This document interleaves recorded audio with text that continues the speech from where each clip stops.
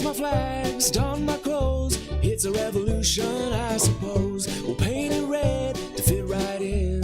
Whoa, I'm breaking in, shaping up, and checking out on the prison bus. This is it, the apocalypse. Whoa, I'm waking up. I feel it in my bones, enough to make my systems blow. Welcome to the new age, to the new age. Welcome to the new age, to the new age. Whoa, whoa, whoa. I'm radioactive, radioactive. Whoa, whoa, whoa. I'm radioactive, radioactive. All systems go, the sun hasn't died. Deep in my bones, straight from inside. I'm waking up, I feel it in my bones, enough to make my systems blow. Welcome to the new age, to the new age. Welcome to the new age, to the new age. Whoa, whoa, whoa. I'm radioactive, radioactive. Whoa, whoa, whoa. I'm radioactive, radioactive.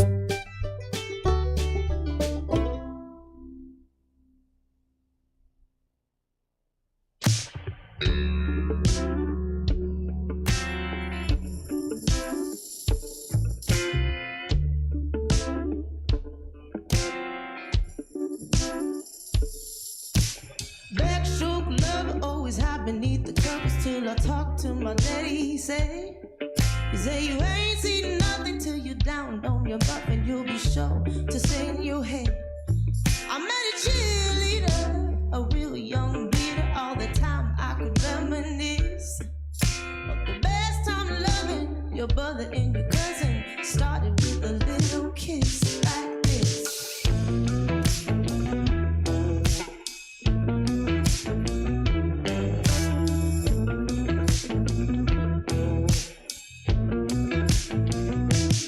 Seesaw swinging with the boys in the hood, with your feet flying up in the air, singing hey diddle diddle, the kitty in the middle, swinging like you just don't care. I took a real big chance at the high school dance with a homie who was ready to play. Wasn't me he was fooling, cause he knew what he was doing when he told me how to walk this way. And he said, walk this way, yeah, yeah, yeah. Walk this way. Schoolgirl sat it with a classic on a Sassy skirt, lying up to her knees. There's 3 young ladies, the school gym locker. I noticed they were Welcome to the Virtual Stab Comedy Theater. It's time for Middle Class Film Class. Please welcome to your screen, Middle Class Film Class.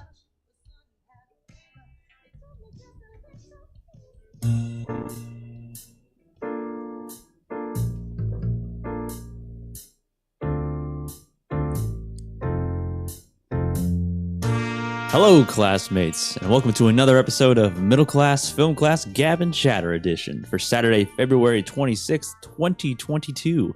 I'm your host for today, Joseph. I'm Tyler. And I'm Peter. And on this episode, Tom Hardy's incredible aura, Star Trek IV cast negotiations, and VHS first prints at auction. Plus, listener voicemails and Hollywood's elite on the ground in Ukraine.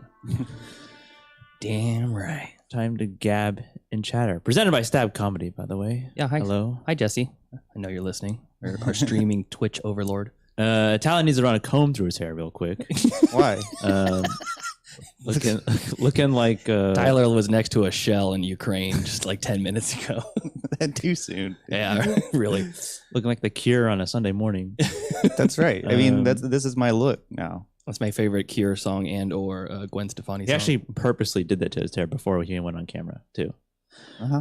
Yeah. He came in a suit, I got into this. What is that? What's on your shirt, Tyler? I don't. Well, it's like an anime girl with a finger getting her She's getting thing. fish hooked by herself. Yeah, well, I think it's another hand that's fish hooking her Oh. to check to see if she's like a vampire or something. I don't know. He actually wears a wig, and he came in wearing a turtleneck. He took all that off and put on his Tyler outfit. His very specific That's right. image to I have an image to uphold. cultivate. Yeah. Yes, he's actually a corporate sellout. But Oh, wait, that's not untrue. but yeah, welcome to Middle Class Film Class stream. If you're watching this, I'm in the chat, just so you know. So if anybody's watching, you want to drop a message, I may or may not answer because the chat updates when it wants to. yes, Well, we need a producer to. We have a producer Justice. Where is he? I haven't seen him in months. He's downstairs right now. producing. Yeah, Good producer is the one you don't see. yeah, that's right. Oh, okay. That's what they say, right? something like that.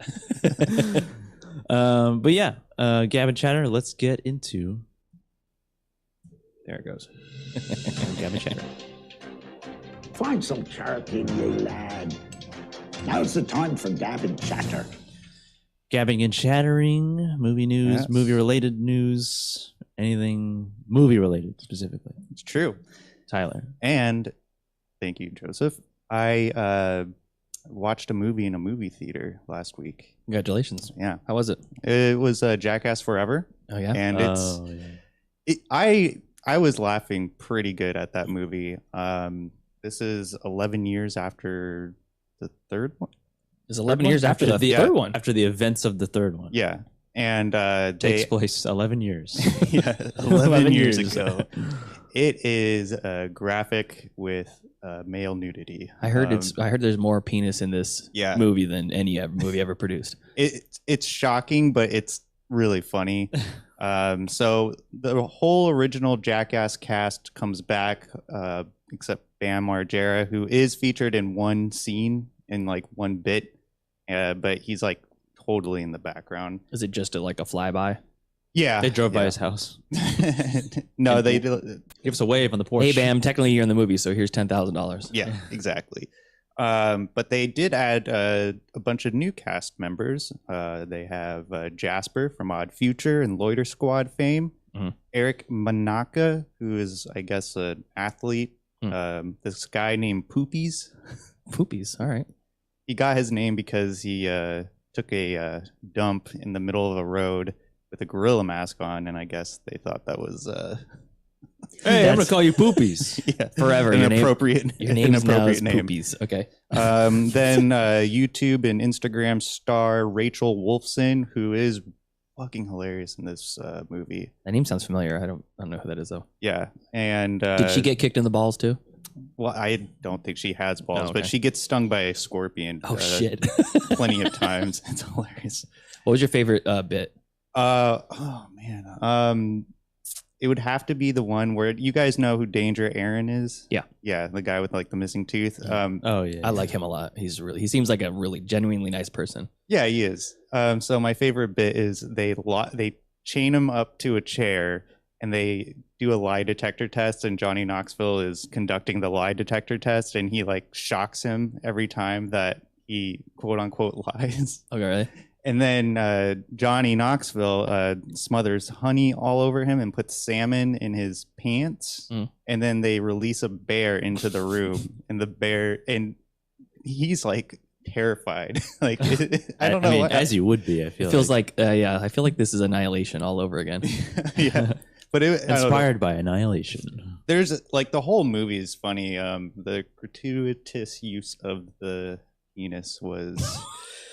It was Gratuitous. oh come on. Yeah. It was Very gratuitous. yeah. But anyways, I do recommend you guys see it if you were ever a fan of Jackass. I feel like this is like their peak, and they're probably not going to do another Jackass movie again with the original cast because they 11 years from now, maybe. they injured the hell out of each other. I can't. I'm really surprised there's still as many of them here. I know Ryan know. Dunn died, but Yeah. he didn't die doing a Jackass stunt. He No. crashed his car or something. Right? Yeah, he crashed his car, and at the end of the movie, Johnny Knoxville, like the bull stunt. Yeah.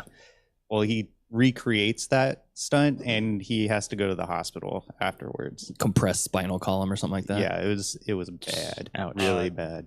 The Glob. Was it good? Ow. You liked it? I liked it a lot. Okay. I was laughing a lot, and it wasn't shocking for the sake of being shocking. It was just another Jackass movie. Nice. I think the world needs that. Who'd you go with? Myself. You went by yourself. So Yep. nice. Yeah. Some of my favorite movie going experiences are solo. Yeah. So my next news story is Charlize Theron and Tom Hardy apparently do not get along at all. They have different methods of acting and how they take on the job. Mm. And so the example in this article I was reading the other day is Charlize Theron was in the war rig. They call it the war rig. The war rig's Yeah. the main one, the Yeah. main car in Mad Max Fury Road. So I guess the scene that they were doing was going to be a really, really expensive scene. So they had like a sharp 8 o'clock. Everyone come in. Let's just get it over with. And Tom Hardy comes rolling in 3 hours later, and let me see what the action. Okay, so here's the quote. She jumps out of the war rig and she starts swearing her head off at him, saying, "Find the fucking cunt $100,000 for every minute that he's held up this crew." Damn, she How dropped the did- C word, huh? Yeah, how disrespectful you are. And I mean, she is right. Like, the crew was just sitting around for 3 hours, not really getting paid. And then Who is this according to? Who's reporting this? It was, I believe, it was an assistant cameraman who was interviewed. But Okay. what publication is publishing this? Oh, IndieWire.com. Oh, okay.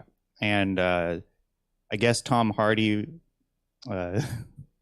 charged up to her, and he was like, "What did you say to me?" And she felt threatened, and for the whole Oh, Tom Hardy did that to me. I'd feel threatened. Yeah, I'd be a little aroused. yeah, and What'd you say to me? I'd be like, "What'd you say?" I'm sorry, sir. As he was like, "What'd you say to me?" Yeah, I think he's only like 5'9" or something. I think we're taller than him. he's more wide. He's more wide frame. Yeah, but than- yeah, he's very bulky. But for the rest of the production after that incident happened, Charlize Theron had a bodyguard with her the whole Tom Hardy time. did that to me. I'd feel threatened. Oops, what was that? A little bit of the chat going through. Sorry. Yeah.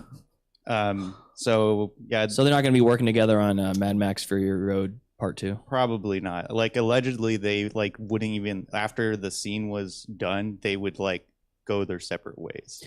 I heard, Well, they're fantastic actors because the chemistry in the movie, they play it off so well. yeah, They do. they're kind of aren't they kind of hate each other a little bit in the movie too? Well, by the end of it, they don't. They're basically Lovers. lovers. Yeah, which was Well, I mean, She they, did I didn't think that they were lovers, but they definitely came terms with each other. She Yeah. came to terms with each other. She did great. I believe she had one arm in that. Yeah. Great actress. I believed. My next news story is that I'm not sure if you guys heard about this, but the new Star Trek has been announced. The one with like Chris Pine and I didn't realize that they were gonna make another. Yeah, they're in the what they call this the J.J. Abrams yeah, universe. the even though J.J. he, Abrams one. he didn't make it. He didn't do all of them. No, Last he three. did the first. did the first one, but one. I'm pretty sure First he one was and the a third one, I think. he was a EP on all the rest of them. Probably. But apparently, the actors did not even know that there was going to be another one. What? Yeah, Paramount just dropped a date, December 23rd, 2023, new Star Trek, and like everyone was what? That's pretty funny. Like, there was no contracts, so there's no like pre-production or anything. So I'm assuming that Paramount is going to be using this as leverage for having contracts be more in Paramount's favor rather than the actors' favor. So I thought it was a strange power move to release that date. Well, with- the news story you sent me was said that their negotiations had failed. What was that about? Oh, that was for a previous Star Trek movie. Oh, okay. I was more focused on them announcing a movie before letting anyone know. I'm sure that they probably knew there was whispers of it. You know, Well, yeah, their agents were probably telling them, but when they drop a release date and no one's even officially signed up for it, that's kind of yeah. funny. It was just a very strange. I've never heard of that before. Like, I've never heard of a studio. I've heard of people getting fired from things off Twitter. They're like, you know, Zachary Quinto fired as Spock from Star Trek, and it's like posted on Variety, and he's like, "Oh, this is the first time I ever do it."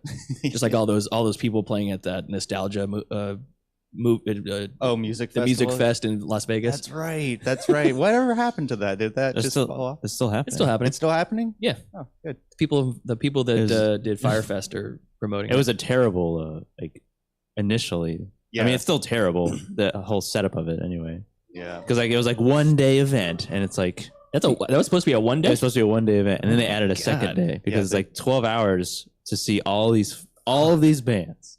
It's like going to Disneyland. You have to like make a schedule to go to each ride. Okay, so if we go to this land, then we can have time to go to this land, and then grab a churro. My dad, when we went to Disneyland, he would wake up at like 6:30, hit the park, but without us, to hit the rides he wanted without all the baggage of the kids. Oh yeah. And then That's a smart man. yeah, power down some trail mix, and then head back to the hotel and pick us up. He's like, all right, we're gonna go to the teacup ride or whatever. I've already been on Star Tours 4 times. I want to go to that Star Wars land. That looks great. Oh, it's awesome. It's so cool. Oh, have you been there?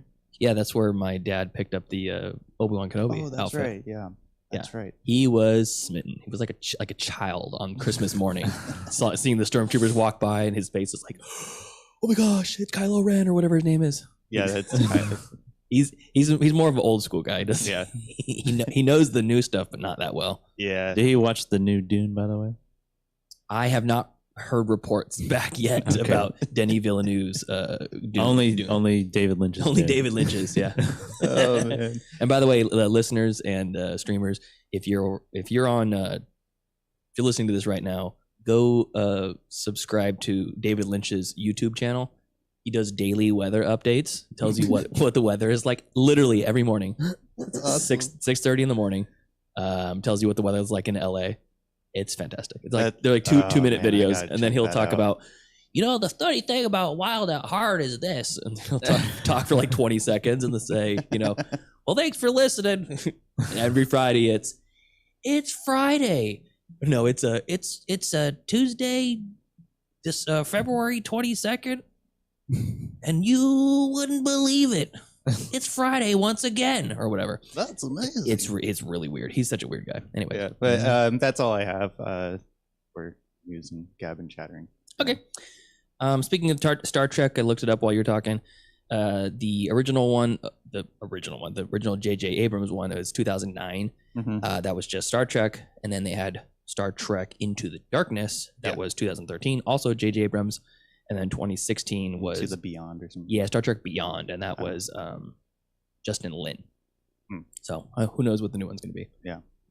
Okay, so first off, we have a voicemail from listener Steven. One voicemail. We have a voicemail that was just dropped this week. Yes. And I'm gonna play it right now. This is from listener Steven, our faithful listener from the Great White North in Montreal, Quebec, Canada. And so I'm gonna play that message right now. Hey guys, excuse me. This is listener Steven calling in from the Great White North, Hey. and it is quite white here right now. We're in the middle of a snowstorm. Anyways, huge fan of the show, as I've told you guys many a times. You guys brighten my day. I'm sure you guys do with a lot of other people too. Tyler, keep being outrageous. Pete, keep being my main man. Joseph, keep being my main man too. And Tyler, you're one of my main men also. Anyways, guys, Cut the I'm at line. work. It's the middle of a snowstorm. Thinking what I can watch this weekend. I'm super excited to hear you guys talk about The Godfather. And Yes. that's about it, man. I appreciate what you guys do. Keep it up. And that's it, man. Have a great weekend. Thank you, Steven. I don't know what I'm doing here then. He says you're his main man too. Yeah, At the end. At the end, because he felt addendum. bad. Yeah. You know what? You're all right too, I guess. He's just keep being outrageous. You were Okay. addressed first, okay? Just keep being outrageous. We weren't outrageous. I know. I didn't get an outrageous. We're enraged. That felt like a slight. Keep being outrageous. You cultivate the image that you have. You have your hot takes that you enjoy bringing to the show about, I don't know, the Monstar's sexual auras. Those bubble butts. And then are offended when someone rightly attributes your outrageous behavior. Yeah, maybe I just that was a reaction. That's what they call it. Thank you, Stephen. I appreciate that. And Yeah, thanks, we Stephen. thought that was our first voicemail we'd have in quite some time, because at the end of every episode, you hear a little bit of this. Let's see, where is it? Have the outro? There it is. Thank you for joining us. This class down class, and then you hear Tyler saying, "And please, listeners, I implore you, leave us a voicemail. We have no voicemails, but we do have a voicemail. We had a voicemail from January. Yeah, well, Tell us who was this was from, Tyler. So this is from local celebrity Adam Murphy. I really apologize, Adam. Oh, yes. When he sent the voicemail, we were recording remotely, so I wanted to sit on it until we were all together, and then by the time we were all together, I just completely spaced on it. Just like we took the list away, we're about to take the voicemail away.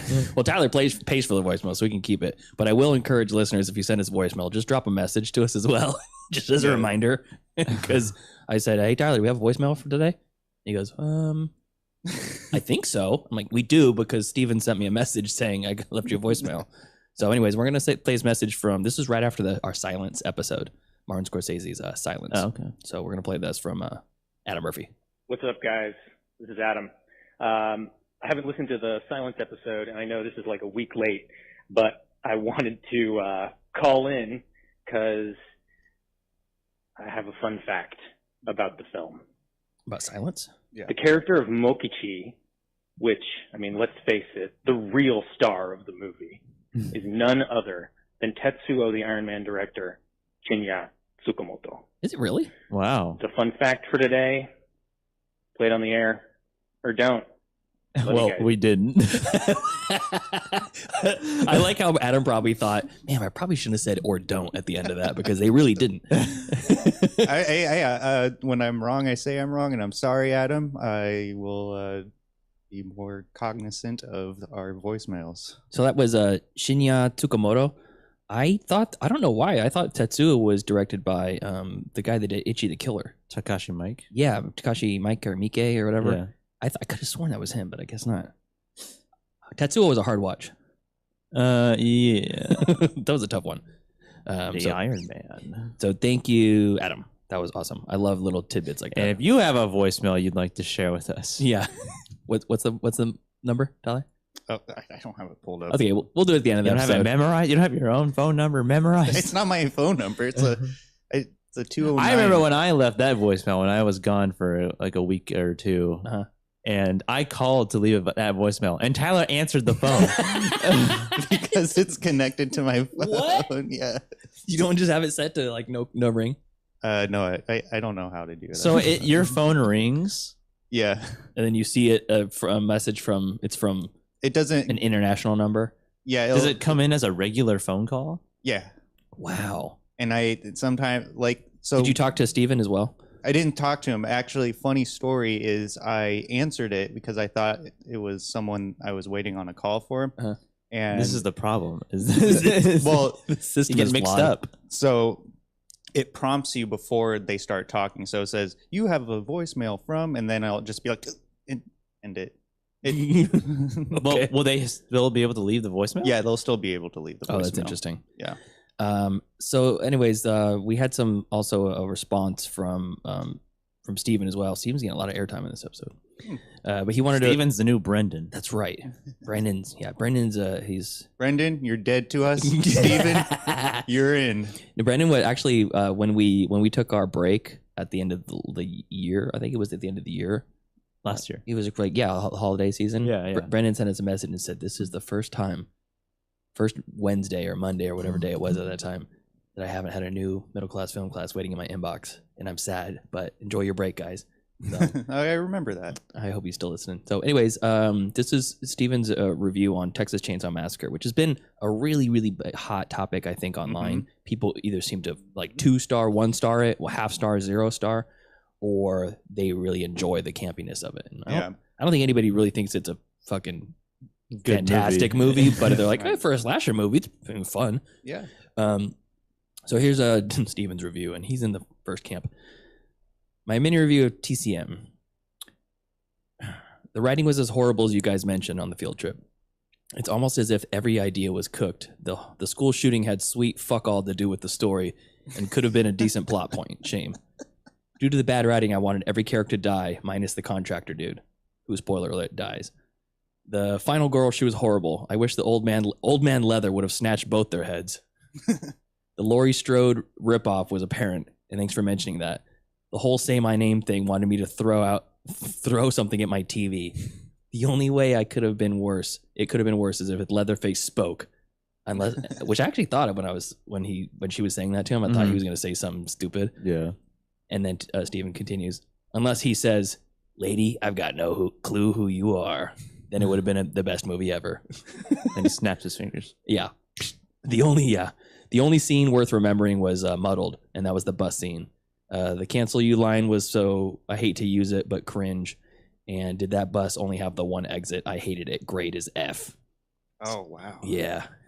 Oh, So- can't win them all over. That's right. So, anyways, that's our listener interaction for the week. My one story that I did have, which I thought was pretty interesting, is we have people have like nostalgia comes full circle, right? Sure. When I was a young lad, we had my family would tape every single episode of The Simpsons as it aired live. We watched Thursday nights, and then it switched to Sunday nights, and then back to Thursday nights. And my dad was a fanatic about it. He loved it. And we had the whole series up to like season 10 on VHS. And we had a rack in our house of VHS tapes, and you could just go to season 3 and That just is pick up so cool. pull The Simpsons out. And at one point, through the multiple moves that we had, we either donated them or lost them or threw them away or whatever it was. You lose them eventually. And it would be really cool. I was thinking just the other day, it'd be really cool to see those, just to see the commercials and see the original cut of certain things. And the Michael Jackson episode, which is hard to find now. Oh, yeah. I watched that one multiple times. This is an auction on a auction website. It's a nostalgia website called Comic Connect. And this is a first print of the original Terminator movie. Whoa. 1984. And it was, let's see the specifics on this. You guys want to know what the auction ended up going for? This first print edition VHS of the Terminator in good condition. $6,000. What do you think, Joseph? $100,000. Somewhere pretty close to the middle of that, $32,500. Jesus Christ. And there's this specific VHS tape with case had really high quality ratings. There is 9 out of 10 in every category except for a little bit on the case, on the corner of the edges of the actual physical tape, which was 7 out of 10. But everything was either 9 or 10 out of 10, and 7 out of 10 for the physical cassette itself. Nice. And it was it was on auction for 3 days and went for $32,500 for one VHS. Wow.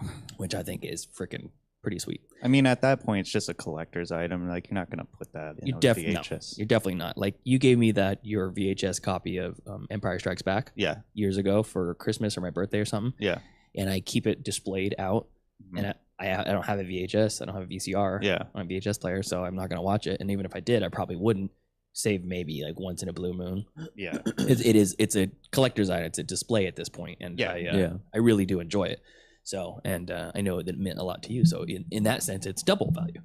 But I just think that's pretty cool. And I know that they're doing big auctions for first edition video games, like NES games. If you have the original silver or gold foil print of Super Mario Brothers, that was the version that did not come with the NES console, in package, still shrink wrapped, it's worth something like $50,000 or $100,000 or something crazy like that. I think they're doing that with like N64 games and PlayStation games too at this point now. Yeah, I mean, it's just like anything else. The older it gets, it's going to be lesser available, so it's going to be more in demand because there's just supply and demand by nature. But I don't know what's next. I don't think anybody's really clamoring for tapes, cassette tapes, but VHS tapes, they're there. Yeah. I mean, maybe they are, and we're just not that plugged into the video world or the music world or whatever. Yeah. So that's the only fun story that I had. Joseph, what do you have? Well, I don't know if the story is fun. I think it's funny, but the situation is not funny or fun in any sense. So we're in the beginnings of a potential global changing event. Yeah. And Sean Penn is there. Where's this at? Sean Penn is in Ukraine, filming a documentary as Russia invades. Wow, Ukraine. He just really jumped on that money bandwagon. So Sean's penis is in Ukraine. Yeah, Ukraine. I thought about that in the shower today. I'm gonna say that one. You look down, you're like, Sean's How can we make penis. this funny? Sean's penis. Well, he did the same thing in when Katrina happened. It wasn't like during the hurricane, but Yeah. afterwards he was. But Like the immediate. my understanding though was he was also legitimately helping. So Oh, well, that's good. I don't know how much help he's going to do in Ukraine, but He's got a pistol and in a camera. it's very like I feel like you could make a movie about a guy like this doing something like this. You know what I Yeah. mean? Like Yeah. you can make a parody of a person playing as Sean Penn Yeah, who does that. And I feel like they've like Tropic Thunder, I feel like that kind of did that a little bit. it's like this is something that Tropic Thunder would parody. He did you're right. He did a version of that in The Secret Life of Walter Mitty.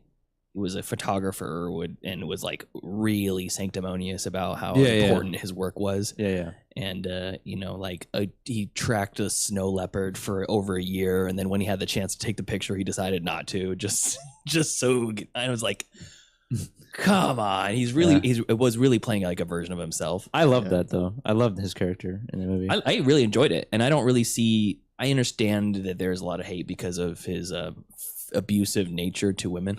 Yes. Yeah. So one woman, Yeah, one woman specifically, and maybe more. So perhaps. and I understand that part of it. I don't know that part of his life, and I don't really dig deep enough to be able to Have an opinion. latch on to the vitriol that a lot of people have for him. Yeah. But so when I saw him as that photographer, I was like, it's pretty cool.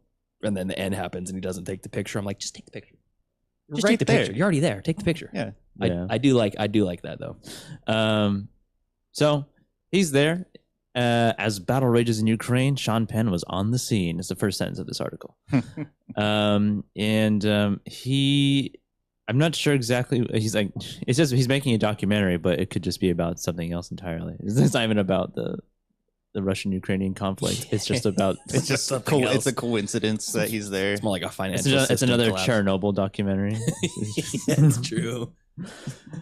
So yeah, I mean he's there. I mean I don't know who asked him to be there. He just like, Vice, His agent. I think it was Vice News. he knows He's where employed with. Pablo Escobar is, right, or something like that. No, El Chapo. Oh, Chapo. Yeah, Pablo Escobar, he's dead. Right? Jesus, I don't know. He like talked to El Chapo. Wasn't that a big thing? Yeah, that was a big thing. Him and then Dennis Rodman. Oh, met with Kim Jong Il. Yes. Yeah. No, I believe Vice Network is putting there to. Oh, really? Yeah. So if it's Vice, then it's got to be. It's gotta be the conflict. Yeah, so it sounds like from the according to this article, he's in the scene. Like he's got the gear on, he's got like military like protective gear on, and is like attending like these press conferences, and just like it's just like pictures of him alone essentially. It could just be like a hired photographer, you He's a know. lone warrior. And for the record, I am against the Russian invasion of Ukraine.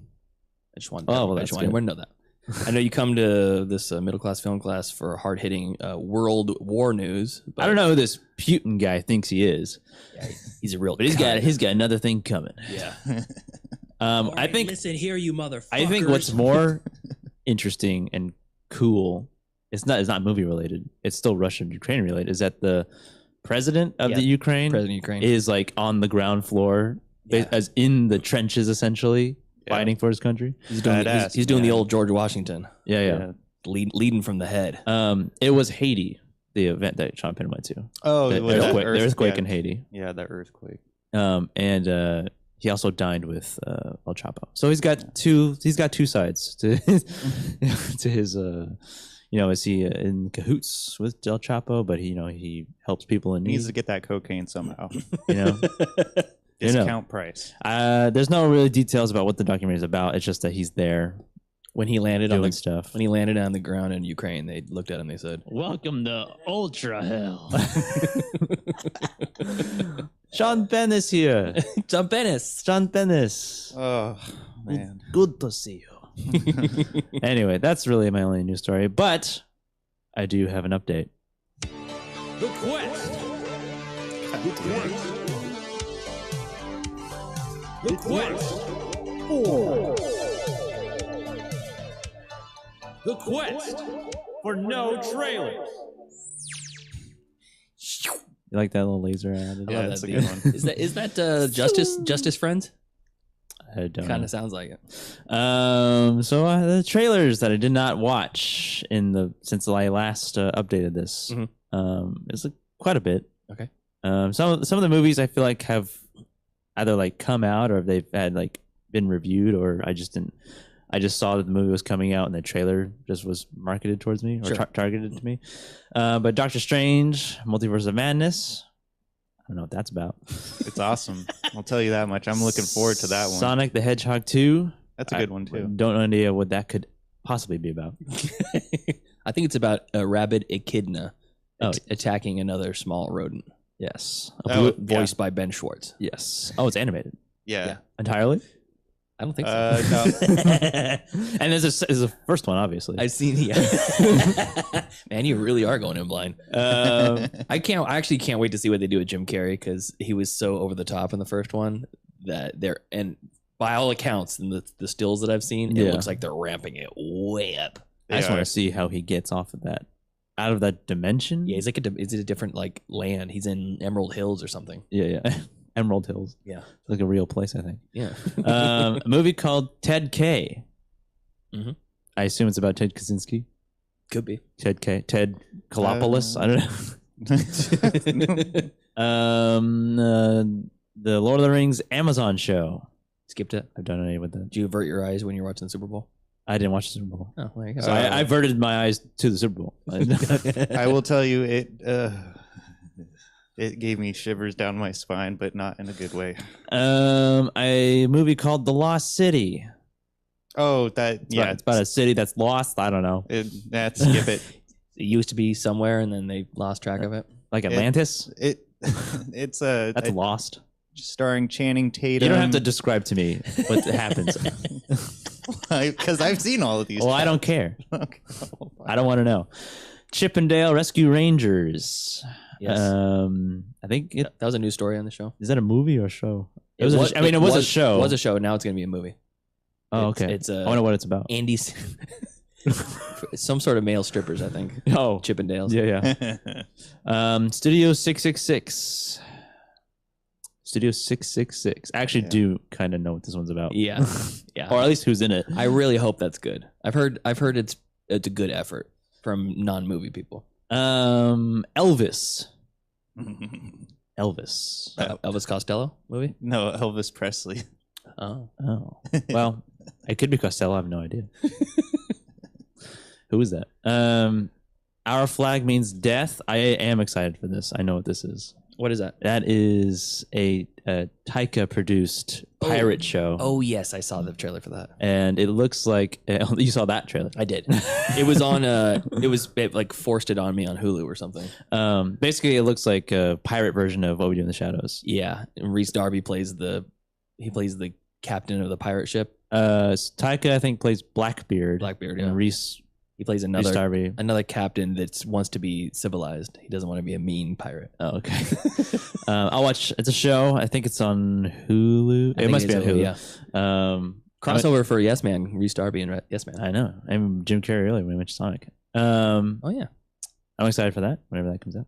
And then recently added today movie entitled Under the Banner of Heaven. I don't know anything about that. I've never heard of that. I just know that Andrew Garfield's in it, Oh, well, I'll watch it. and it's a straight to stream. I think on Hulu as well. And I don't know. I think it's a movie. Andrew Garfield. It could be a show. I mean, how would I know? Yeah. There's literally no way. Well, there's one way. How would I know? There's one way. How would they know? But you can't do. Oh, I skipped one. Moon Knight. Oh yeah, that's a show. It's a show or movie? It's a show. Okay. Yeah. Moon Knight. You're That counting guy trailers for shows too. It's like just trailers, whatever. What about Is it- semi truck There's trailers? a knight on the moon, Yeah, like a something medieval, that. like a guy with a sword Pretty sure and like an armor, he's like a less depressed Batman. like Hey, I thought you didn't care what it was about. like Lancelot on the moon. Yeah, Could be, yes, it's something like that. except for it's It's a Marvel show. It's Oscar Isaac. So Oscar Isaac, like Black Knight, Yeah. like Black Knight, like Martin Lawrence. Black Knight. It's gonna be like that, but it's on the moon. Yeah, it's like More or less. Transformers, but it's that Martin Lawrence movie.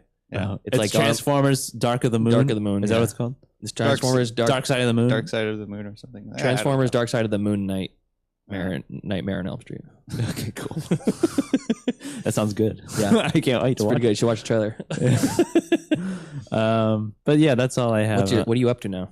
You want me to count? 1, 2, 3, No, 4, you 5, don't have 6, to. 7, 8, 9, 10, 11, 12, 13, 14, 15, 16, 17, 18, 19, 20, 21, 22, 23, 24. 24? 24 and we're in- unwatched trailers. And we're in almost the end of February. Do you have a goal? I mean, I jokingly sort of said I'm not watching 500 trailers. Well, you're pretty close. You're almost on. I don't think you're on track, but I mean, I don't know how much. Do trailers get released more than movies get released? I think they get released the same amount, I would imagine. Almost all movies that come out have a trailer. Trailers for I mean, but multiple. Well, I guess I don't know. Whatever. Yeah, and they do have multiple trailers. I don't know. Well, hopefully I get to 250 by my birthday. I don't know. Yeah, there you go. Cool. We're good. So what's next? Stream picks. Movies. Currently streaming live on the internet. Dreaming in? I want my picks back. Stream it into. All right, I don't know who has the fucking pick. Dreaming. That story is streaming elsewhere. You found the pick. Stream picks. Time to stream some picks. Pick some streams. Yeah. All right. Tyler, what do you have? So you guys will be proud of me. I watched 2 movies I have never seen before in my life. And how many of them were Sabrina's homework? How many of them are music documentaries? There is one documentary. Okay. It's 2021's Val. It's the Val Kilmer. I thought you already watched that. No, haven't. Oh, okay. I think me and you watched it. And I stream picked it when it came out. Yeah. Yeah. So I mean, we've already talked about it before, but I guess Val Kilmer, he's like super into like filming every moment of his life, and then finally he gets the lung cancer, and so he can't talk really good, and he's like, you know what? I want to make a documentary about myself. Gets a bunch of people to cobble up a movie with his behind the scenes footage and narrative. I didn't like. I almost anti-streaming picked this, but it is just good enough. It just didn't hit me. I was looking for more of a human condition sort of reasoning, but it kind of just came off as this is just Val Kilmer being Val Kilmer, and there's not really like a philosophical point to it other than this is just Val Kilmer. He seems like he was a pretty interesting guy when he was actively acting quite a bit. Yeah. He was very like eccentric, and a lot of people didn't like he was kind of like Kubrick in a way with his acting, where everything had to be perfect, and he like was pretty method in some of his roles. I thought that was really interesting, but I wasn't really interested in his personal life. I was really interested in like his work on film. But it is good enough. It's interesting enough. So that's Val, streaming on Amazon Prime. All right. My second movie is streaming on HBO Max, and that is Kimmy. Oh, you did watch Kimmy. Yeah, this is Soderbergh. Yeah, Is that how you say it? Soderbergh. Yeah. Steven Soderbergh. Steven Soderbergh. Yeah. Okay, cool. I got Steven it. Soderbergh. This stars Zoe Kravitz, and I like you put some zhuzh on her name. yeah, and so essentially it follows a young lady who's agoraphobic in Seattle, and she works for this like Amazon-like company where Alexa devices are in like almost every home, and her job is to basically like correct the mistakes that the Kimmy makes, and she uncovers a crime through one of her sound bites. Didn't you stream pick this last week? I was just gonna ask, where'd you hear about this, Tyler? I was just on HBO one day okay. and I saw Kimmy. Maybe I just Maybe you just completely two stream picks that we both stream picked before. It was just subconsciously in my mind. Yeah, you blacked out while we were recording. Well, the Val one, I remembered. I thought Yeah. you streaming picked that. I think we both did. Yeah, I yeah. talked about it as well. But Yeah, so I remembered that one, but Kimmy, I didn't. Yeah, remember we had the whole awesome in-depth conversation about triangles, isosceles triangles. Oh yeah, what's your And favorite shape? And I said, "Hey, Kimmy, what's Kimmy, what's an isosceles triangle?" Oh yeah, that's right. I don't know that. That's right. well, anyways, those are two pretty awesome. Kimmy was awesome. You like Kimmy? Yeah, If you had Kimmy. to put a grade on it, what would you grade it? Ooh, I would give it a B plus. Yeah, and there's a lot of rewatchability too. That's fine. Yeah, I'm like B minus area. Fighter of the Nightman in the chat. Did Tyler really have to go over the whole plot? Pete did such a good job with the plot last week. I like having the two plots. I want to hear it twice. I just was concerned with whether or not you actually remembered that I did a string pick for that. I probably subconsciously remembered it, but like I truly was like going on HBO Max. I was like, I'll check out Gimme. Where have I heard that before? Yeah, Gimme. that's probably that's probably what was going in my head. I was like, that sounds familiar. I'm gonna check it out. I was wondering why I haven't have my chat hasn't refreshed once this entire time. I know. I've had to. I didn't think anyone was in the chat. This is the first time I'm seeing chat. All right, fine. Well, I'll just say the name and. No, you should now explain it. Recap it, but I think it's funny and a little sad that you didn't even remember that it's my streaming. Or pick. give credit to the people who brought it to the viewers in the first place. I'm just a little hurt. I'm sorry. I'm just a little hurt. I'm perturbed. Maybe there's some maybe there's something like a bacteria on your hands that you've consumed and it's like parasitic into your brain. Oh yes. Oh yeah, I forgot. I have a song. It's a special song. Do you want to hear it? Actually, I don't know if I do. Okay, we'll wait. All right, but those are my two streaming picks. So thank you to the both of you for putting those ideas in my mind. You incepted We me. incepted, yes. Yeah. Oh yeah, we did incept. Yeah. I thought the Kimmy was pretty fun. I was expecting a little bit more from Soderbergh, but it was for like a little self-contained movie. It was pretty cool. Yeah. Okay, so my string picks. I watched a classic Disney movie. I'm going back through my old catalog with Brianna, and we're watching classic Disney animated movies from our childhood. I haven't worked up the balls to watch the new Aladdin. I really am afraid of Will Smith genie. My therapist says Will Smith genie's not real, but why does he visit me at night when I'm having a night terrors? Blue Will Smith. Yeah. I'm not ready for that. So I watched 1997's Hercules. Hercules, right? Yeah, that one. The Nutty Professor spinoff. And it's fucking great. Fucking great movie. That's one of the good ones. It's like I always thought for some reason I thought it was Richard Lewis that was Hades, but it's James Woods. Yeah, James conservative guy now. he's nails it. No, he does. He's so good. He's so good in that. He's like almost like Putty as Kronk. Yes. So we were breaking down as we were talking about this, and this is streaming on Disney Plus, obviously. And we were breaking down Brianna and Justice and I about what the formula is for these classic Disney. What makes them so like entertaining? Yeah. Because I mean, the animation's great. You know that the story is they're classic stories. But they do them so well. What makes it so great?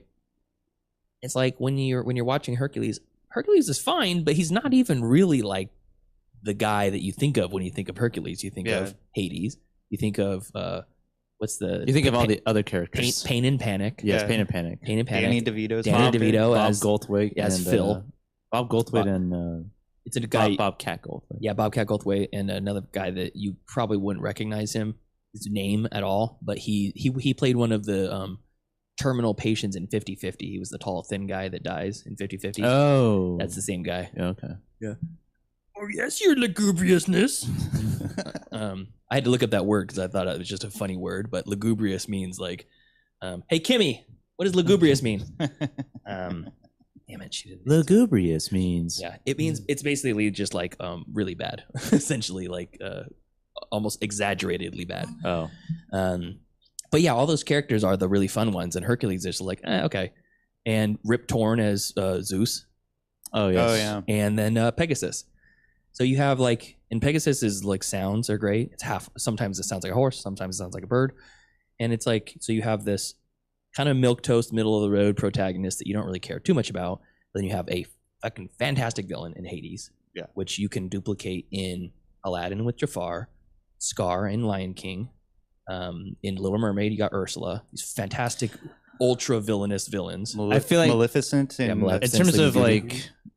I guess, because like Hades and Hercules, I feel like he's much more of a charismatic villain, and like there's like it's more of a comedy as opposed to like Aladdin or Lion King. Like Scar is like more evil, I feel like. But he's also, I mean, Jeremy Irons as Scar is like, I'm sure there was a grand sexual awakening for many young girls that didn't.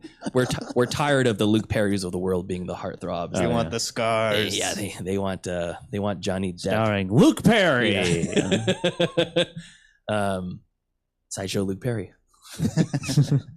We just watched that episode the other day. Oh, nice. Anyways, but yeah, there's these really charismatic villains, and then they have a almost mute sidekick, Pegasus, Abu, Carpet. In Little Mermaid, it's not necessarily mute, but you have a. Well, she goes mute. Yeah, that's a good point. And in Little Mermaid, it's like Ariel. Who cares? Ariel. Who cares? He's fine. She's had great voice, and then she doesn't have her voice for the whole movie. So I mean, it's in the contract. Yeah, it's right there. And then you have made a terrible deal. Yeah, and then you have the goofy sidekick characters, which would be Phil and Pain and Panic in this one, and then you have Timon and Pumbaa and Zazu. And then in Aladdin, you got Genie. Yeah. One of the best of all time. Yeah. So there's definitely a code to be cracked there. And if you watch some of the newer stuff, it's all in there too. Raya and the Last Dragon. Got the pill bug guy. It's kind of like amalgamation of all those. You don't really care too much about Tangled. You get the chameleon. Oh yeah, the chameleon. And then in Frozen, it's a fucking horse or something. And the snowman, whatever his name is. Olaf. Yeah. That one. So anyways, not breaking any new grounds talking about 1997's Hercules, but I really, really, really enjoyed it. But the movie that I wanted, new movie that I watched, is on Amazon Prime right now. It's a brand new release. It's a R-rated rom-com starring Charlie Day and Jenny Slate called I Want You Back. Oh, yeah. And it is very good. I had a grand time watching I Want You Back. The plot is that the two of them, within the first 10 minutes of the movie, they both get broken up with. They're in these long-term relationships. Jenny Slate's in a 18-month relationship with this guy, and he breaks up with her first scene. And then Charlie Day's been with this Gina Rodriguez for 6 years, and she breaks up with him at her nephew's birthday party. And the two of them, sad sacks that got dumped, work in the same building, and they find each other, commiserate about it, and then they make a pact to try to get each other's partners back for each other. Oh. So how could you go wrong? Nothing could go wrong in this. But it's a great setup. It's really a cool idea. And without spoiling anything, there's one of Jenny Slate has to go to a junior high like theater rehearsal to try to enact her plan. And she gets roped into doing a dress rehearsal for Little Shop of Horrors, and she plays Audrey 1. And she's in a dress rehearsal, and she's having like a emotional breakdown and has to sing Suddenly Seymour. And it's so that scene is so good. The whole time I was like belly laughing at it. And it's an R-rated movie, so it's they don't hold any punches. It's pretty fun. And Charlie Day and Jenny Slate are too. Is this R for language? Yeah, language and a lot of sex stuff. Oh, a lot of sex stuff. Yeah. Some sort of sex thing. That's right. You have a drop for that. Let's see here. Where is it? Time for the sex. Yeah. Yeah. There's some really uncomfortable scenes in that, and it's very funny. It's a good rom-com. So definitely could do a lot worse. Not enough of those these days. Rom-coms. When's the last good rom-com besides this one? Good rom-coms. Yeah. There's a lot of rom-coms. There's like a rom-com show I've been watching called Fleabag. Fleabag? Yeah. Oh, that's the Phoebe Waller-Bridge show. Yeah. Is it good? Oh yeah, it's good. It's It's really funny. I didn't know it was a romantic comedy. Yeah, there's romance in it. Yeah. It's a comedy with romance. Oh, okay. So a com-rom. Ew. Ew. I found a com-rom under my bed. How long has that been? Mom there? found the com-rom drawer. Shit. Yeah, I don't know. There was little notes of When Harry Met Sally, because they're not romantically involved through most of the movie. And spoiler alert, they start falling for each other. What? Yeah, I know, crazy. So there's an end, and then there's another end, and then there's another end, and that got It's good Scooby-Doo ending. yeah. They did the old super happy ending, and then they did a really super sad ending. And then they did the neutral, Yeah. safe ending. And then but it was good though. So I would encourage people, if you're on the fence, watch it with your significant other or by yourself. It's fun. That's it. Cool. All right. So I have a couple stream picks. None of them are movies. The TV shows. What? So Class TV class. this show ended like over a week ago, but we brought it up when it first started. Peacemaker ended. Yep. And it ended gloriously. And it was really good. It's great. Really good show. And I think they're in talks to do a second season. Yeah, it's been confirmed. Yes. You've seen it, Tyler? No, I'm not interested. He wasn't even my favorite character in the Suicides. Or Mine either. Suicide He wasn't mine Mine either. either. I was on the fence. Me and Joseph and the girls watched this here. Like first episode. I think it was 1 or 2 episodes. Either way, we watched it here first, and we're like, okay, it's better than I was expecting. Oh. Yeah, and it's really good. Yeah, the humor in it is pretty funny. The vigilante character reminded me of like a cross between Ryan and Shane together. I know. He just looks so much like Ryan. Is that right? I don't know what Ryan, it is. I know you're listening to this. This is listener Ryan we're speaking of. Hey, I don't know what it is. It's just like he looks so much like him. I couldn't not see him in there. There was a movie. Oh gosh, there's a movie I watched last night. The person looked exactly like Tyler. I What was totally that? forgot about it too. Fuck, what was the name of it? No Exit. No Exit. No Exit on Hulu. Oh. Yeah. Wow. I looked at him like, guy's doing a Tyler impression right now. In some of them, it was definitely like an exaggerated version. But because he's played for, he's like the villain. Yeah. Anyway, yeah, Peacemaker. Sorry. On HBO Max. Really good. So watch it. It's like 8 episodes. Yeah, 8 episodes. Really good. And then this other show, which I have been watching streaming on Netflix, is a very. It's gotten more interesting as each episode has progressed. Show called Archive 81, which is like a sort of not really sci-fi-ish, but it seems like it would have sci-fi elements. It's more spooky and eerie than anything. So basically, it stars this guy who has a hobby and a job as an archivist. He like restores like old tapes. Like he takes like damaged casings of tapes and like puts them in new ones, and so that they preserves the footage on them, footage or audio. And he gets hired to restore this collection of tapes that was burned in like this apartment building fire. And he gets hired by this like sort of kind of ominous sort of guy company, and he's like, it kind of starts off as almost like a survival horror video game where he's like all the equipment is we can't move it. It has to stay in this one remote area, this like remote house in like the woods of like New Jersey or New York. And so he goes there and he stays at this house for however long the job is, like however long he takes to finish the job, and he gets paid an exorbitant amount of money. That sounds nice. And it's like he's alone in this giant house in the middle of the woods that is like super, like the house is like all concrete, very modern, but also like not modern, like in the furniture. And a lot of spooky stuff happens, and the show kind of takes place in 2 different times. It kind of shows it's like takes place in his time, like present day, and then the tapes that he's watching takes place in the 90s, I believe. And so it kind of jumps back and forth between the tapes that he's watching. So it shows the actual footage as if you're watching it? Yes, as if you're watching that as kind the of like show. a VHS or something. Yeah, because sometimes an episode will be the entirety of the episode just takes place inside the tapes, essentially, and then it'll cut back to him like, oh, he was watching it the whole time, and he's like archiving all of this footage for an unknown goal. He's not given a reason why they're doing this, it's really good, and the cinematography, the coloring, and everything, the editing and the sound design is all really good, and like it's really, really intriguing, and I'm on the last episode, and it's is it sci-fi? Not really. I mean, it doesn't take place in the future. It's kind of like X-Files-y. Yeah, it's more like X-Files.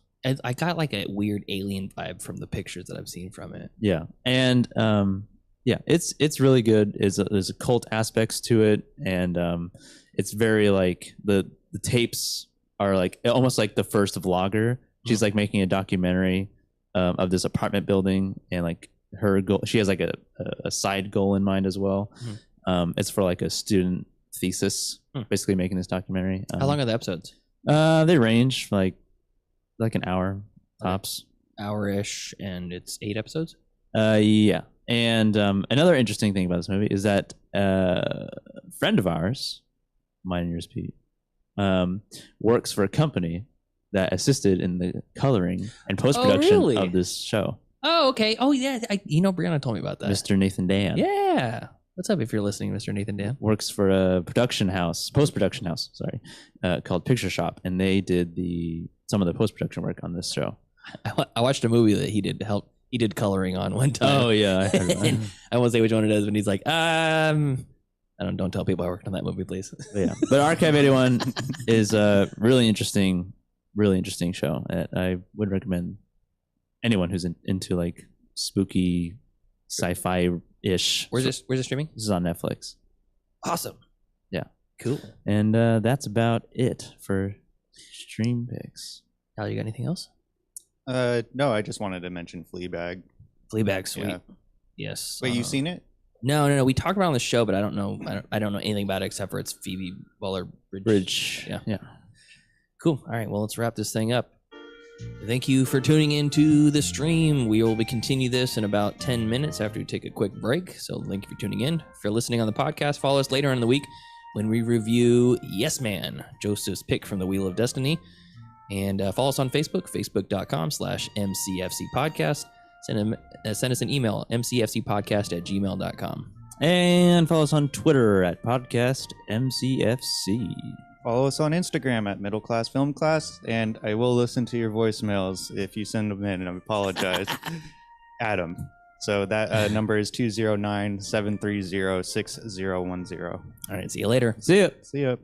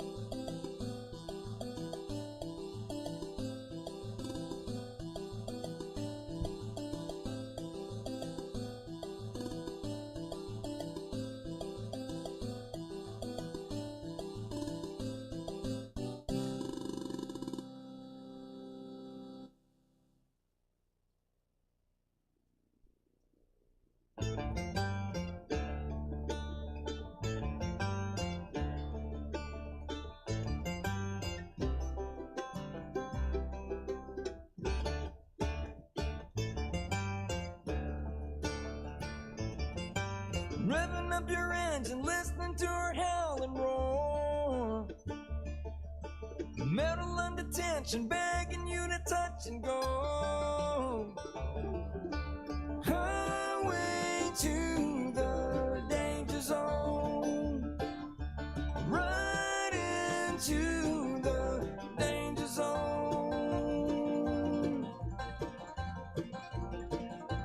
Hidden in the twilight, spreading out your wings tonight. She's got you jumping off the track, shoving it to overdrive. Highway to the danger zone. I'll take you right into the danger zone. You'll never say hello to you till you get it on a red line overload. You'll never know what you can do until you get it up as high as you can go.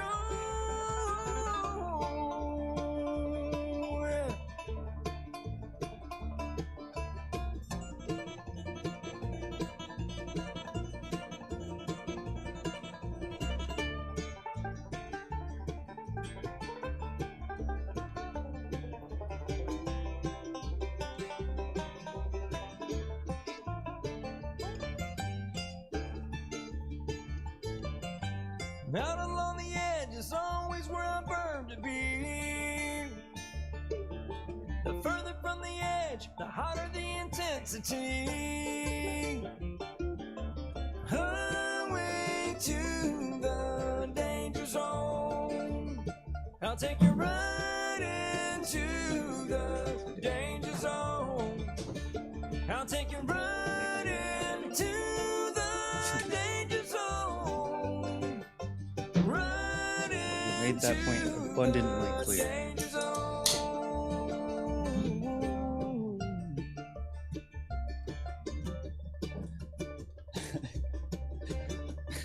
I was talking to Sabrina about our hand washing debate, and she looked at me. She's like, I knew that was all fucking lie when you said that. Cause you said she doesn't. You said that she doesn't watch her. Sometimes she doesn't. That's not what you said. You said no. Sure, Sabrina would love that you said that about her. And then she heard you say delicate flower, and she's like, not a delicate flower. I need to go on the show and act mean and aggressive. Oh, I'd love to have her on the show. I gotta. I'm one of those carnivorous plants. I gotta drop to play for her. Welcome back from your break. Hopefully you're all snacked up. Welcome back to Middle Class Film Class. All right.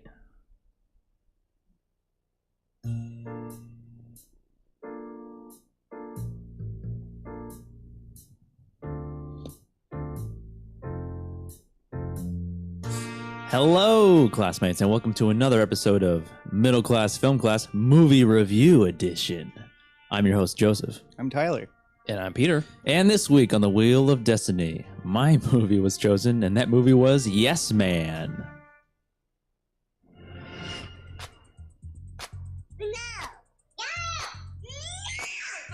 It's the first word we learn. It's really the trailer? Yes. It's not even from the movie. Some people We're having a funny hat and or wig party. Sucks I'm gonna be out of town. You don't know what day it is. When is it? Friday. I'm out of town. never grow out of it. No. Yeah, no. Hey, want to rock out tonight? Oh, it's you. Let me guess. No? Yep.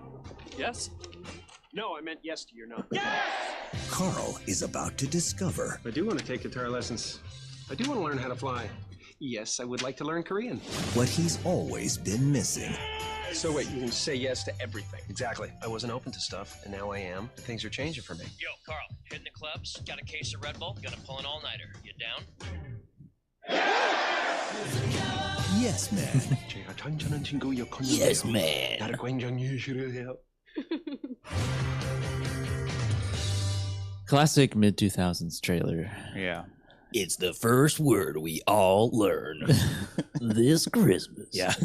Jim Carrey is This doesn't seem like a movie that would come out during Christmas. It did. It did, really? It did. Huh. This is a very like spring, maybe early summer type movie. Tyler, what day of the week should we watch this? Oof, I don't know. You've seen it before, right? No, this was my first viewing. Really? Me too. Yeah. Okay. I thought you said you've seen it before. I've seen a couple pieces of it, but never all the way through. Okay. Yeah. And then, maybe I did. And then as I was watching it, I was looking at Brianna. I was like, I think I've seen 0% of this movie. I don't think I've seen a single scene. So Yes Man is a movie about a guy who lives a sort of negative life. Probably you could chalk it up to he has depression. Yeah. But they don't say that at all in this movie. But basically, he's a very negative person living alone. He's a recent divorcee, I think, at least within the year. No, he said It was it in was the last he said, 3 years. He said it was 3 years ago, but they were only married for 6 months. So he's divorced and he lives. It takes place in Los Angeles. He still has for a divorced husband, for a divorced dude. Yeah. He lives a very in LA. That he has a very nice apartment. Apartment's slick. I know. He does work for a bank. Is it no? Okay, I know I'm derailing it already, but is it okay to build that? Like the same thing with Kimmy. She lives in this fucking grand loft apartment, and she like listens to 10 voicemails a day and types 10 commands. I know. Is it okay to give them the cool setting because you want to see a cool setting in the movie? Because it just looks nice. It looks better than 4 fucking that walls. was the Airbnb they had. Yeah, exactly. So basically, he is a negative dude. Basically, just lives an isolate sort of life. Doesn't hang out with his friends. So young Bradley Cooper is in this movie. Danny Masterson. Yes, the late Danny Masterson. I don't think he's dead. No, but his career is gone. Yeah. So Jim Carrey plays Carl Allen, who, as we were saying, he is living this negative life, and he attends a sort of self-help motivational conference by the request of the actor's name. I always forget that guy's name. He's been in a lot of stuff. He's in all the A Mighty Wind and all those. Yeah. It's John Michael Higgins. Yes. And he was in another Jim Carrey movie called Fun with Dick and Jane. I haven't seen that one either. That's probably in the same realm as this movie in terms of like the era and the type of comedy. This one is a little bit more ridiculous, I think. And so he attends this self-help motivational conference, and he makes a covenant with Terrence, played by Terrence Stamp. Terrence, played by Terrence Stamp, to say yes to everything. And so it's very cultish when they're in that conference scene. No man. No man, no man, no man. They have audio from that conference. There are parts. He's saying, say yes, say yes. And I'll finish this off. This is directed by Peyton Reed, who directed quite a bit. Ant-Man, Bring It On, Ant-Man and the Wasp. He did Pete's Dream Pick a while ago called Down with Love. And episodes of The Mandalorian and Mr. Show. He's done a bunch of stuff. And what a career. And Yes Man is on his pedigree. And so this is a movie that I put on the wheel for no other reason than I just didn't think of a movie to put on to replace. That was the first one that came to mind. That was literally the first one that came to mind. That's funny. We haven't had really like a straight ahead comedy in a while either. Yeah. No, and this is like a pretty like sort of middle of the road kind of comedy. Like there's nothing like, I have no like connection to this movie. I have no like nostalgia factor for this movie. There's nothing there other than like I watched it a few times and I liked it. 2008, what were you doing in your life when this came out? I was a sophomore or a junior in high school. This was on TV, and I heard this. I think this was the first time I heard Jumper. From Hayden Christensen? No, Third Eye Blind. Oh. Wait, the trailer for Jumper? No. The song. I think that was probably right around the same time though. But yeah, it's 2008, same year. Wow. What a coincidence. Double feature. Nothing to do with it. Okay. But except for it's named after the song. Yeah, obviously. That's what that song's about, actually. Teleporting a whole house. Yeah. I think I was right on the verge of my divorce in 2008. And you're like, you know what I should go do to cheer myself up? I should go see Yes I should Man. not see Yes Man, but I did see Jumper though. He tries to jump a house. He tries to jump a house. So this stars Jim Carrey, Zoe Deschanel, Bradley Cooper for a little bit. Mainly Jim Carrey and Zoe Deschanel. But yeah, it's a movie. Initial thoughts, Tyler? So I did not like Jim Carrey in this movie. He was just too over the top Jim Carrey. Like, I like him in his serious roles, like Eternal Sunshine. Number 23. I was just about to say that. Do you actually like him in that movie? No, I don't. Okay. It was just in a joke. Yeah, he was just over. He was just too Jim Carrey, and he wasn't like in the role of Carl. There was definitely some seriously funny moments that I did laugh at, but overall, it's like you said, Joseph. It's a very middle of the line comedy. Yeah. It's a pretty easy watch, and that Zoe, she is a fox. She amped up the cork factor in this movie. Yeah, and actually, and that brings me to my point there too. Is I feel like she is always much like Jim Carrey. She's always acting in her own like persona that she has cultivated for her on-screen appearance. Mm-hmm. And I like it. I think it's good. It's a little restrained, but yet it's quirky enough to work in comedy. She got the helmets with the eyes on them. Oh, the moon eyes. Yeah. I thought the concept was pretty interesting, but also it made me hate Carl for saying yes to everything. No, but yeah, initial thoughts. It's okay. It's a fine, okay comedy. I've never seen this before, as I said earlier, and I don't really sign off on the fact that when people are like, I don't like Jim Carrey. Jim Carrey makes stupid movies. Yeah. Or the Will Ferrell. I hate Will Ferrell movies. I'm like, don't be a hater. They do their thing well and they do it perfectly. I haven't seen a lot of like Will Ferrell's what would be regarded as his bad movies, like Kicking and Screaming. I saw a couple scenes from it. I'm like, turn this off. There's some newer stuff. I don't want to ruin with what's that movies? There's 2 movies with Mark Wahlberg where it's like Stepdad or something like that. Oh yeah, I think it is just a Stepdad or Stepdads or something like that. He made Step Brothers, so he has to make Stepdads. Stepdads. And then he did the Other Guys. That was actually the Other Guys, pretty good. That was funny. But then he had like The House with Amy Poehler and some other stuff, and I just skipped those. Yeah, I don't want it. And Jim Carrey's kind of the same thing. I didn't see Fun with Dick and Jane. Haven't seen Yes Man. Mr. Popper's Penguins. Haven't seen Mr. Popper's Penguins. I'm like, you know what? I'm just gonna keep my pristine vision of Jim Carrey in my head, and thanks to Joseph, it is ruined now.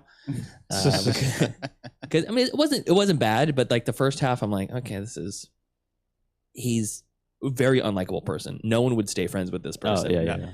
He's literally lying to his friend as he's standing out front of the video store. Oh, I'm busy. As he's talking, he's like, "Oh, that's not me in the video store." Like, okay, I see. This is funny. This is funny. He's being funny right now. And then, but once he amped it up and he was able to be himself and be over the top, like he was channeling Stanley Ipkiss from The Mask when he was doing the whole like hiding behind the wall thing with Rhys Darby. With Rhys Darby, and he then puts the tape around his head. I'm like, that's fucking classic Jim Carrey. Yep. And it's so stupid, but it's like that's the guy to do it. And that cracked me up. That part cracked me up. So I think it's about as a non-offensive of a Jim Carrey comedy as you can get. Yeah. Milquetoast. It's like very safe. Mm-hmm. Yeah, it's exactly perfectly said. And I liked the Zoe character. I think her quirk level was like just optimum level. Yeah. You could go too much and you can go too subtle. Like I think her quirkiness in like 500 Days of Summer was just below the level, which was perfect because she was supposed to be that. But she was basically in the Sofer Number Flippers from Frank. Oh, the band from Frank. Yeah. Oh yeah. Basically, that was her band. Come out wearing a papier mâché seahorse on her head. The music that's there, she was performing was pretty funny though. Yeah, it was. I enjoyed it, and It was like it's almost as if it was like Fly the Conchords ish. yeah, The music anyway. or Tenacious D. Yeah. Like their actual live stuff when they were doing their HBO special. So I enjoyed myself. Like the first half, I wasn't really enjoying it a lot, and then the second half redeemed it. And I did find his character draining, but I think that was the point. Yeah. Yeah. So I like the setup. It reminded me of like 1,000 Words, a little bit of Liar Liar, a little bit of Shallow Hal. Yes. Shallow Hal. It just felt like a Shallow Hal movie. Just not as offensive as Shallow Hal. Yeah, yeah, really. But people with tails, man. People have tails. Hey, some people have tails. It's cool. No big deal. Jason Alexander's got a tail. It's cool. But I liked it. It was fine. It was fine. Yeah, it's not a movie that's like, oh, Jim Carrey, you have to watch Yes Man. Yeah. It's like this is definitely going to be in the lower echelon in terms of the quote unquote Jim Carrey movie. If you've never seen a Jim Carrey movie before, you don't start with Yes Man. No. What would you start with? A Jim Carrey movie? Yeah. If someone's like, I've never really seen Jim Carrey movie before. I would say Liar Liar would be a good one, or Ace Ventura. Pet Detective. I'd say probably Ace Ventura. Yeah, that's good. I was thinking The Mask. I think The Mask might be second. Or for me. Oh well, he's not starring in Batman, but he's very the Riddler. Yeah, Yes, the him Riddler. as the Riddler. That's really funny. What's his name? Edward Nigma. Edward Nigma. Yeah. I wonder if that's going to be Paul Dano's character's name in the Batman. His name is Edward Nigma. Yeah, he's a nerd. Look at him. His name's Edward Nigma.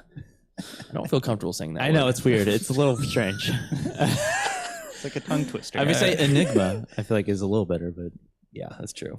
Anyway, Joseph, let's move on. What's your reaction to?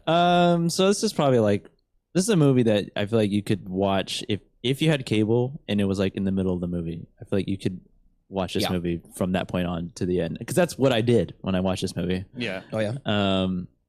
And that was your exposure originally. That was and I'd be just one of those movies that was on cable like for a certain amount of time, and I'd watch it.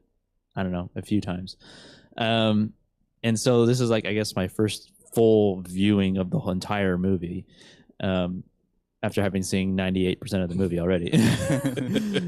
And I think it's a very okay. There are several like very kind of laugh out loud moments. Yeah. And I kind of think the opposite of Tyler. I feel like Jim Carrey's was neutered in his role. Like he was very constrained in his performance because there's a part of this movie is like, as I was watching, I was like, I feel like this movie is bordering on like leaning into the ridiculous nature of it, but also still keeping it grounded in something that could plausibly happen. You know, like the whole I see what you mean. Yeah. You know, like the whole like the guy about to kill himself, and then everybody he sings a song, and then everybody sings a song. Yeah. Like okay, that's pretty ridiculous. That would not happen. And they all clapped. Yeah.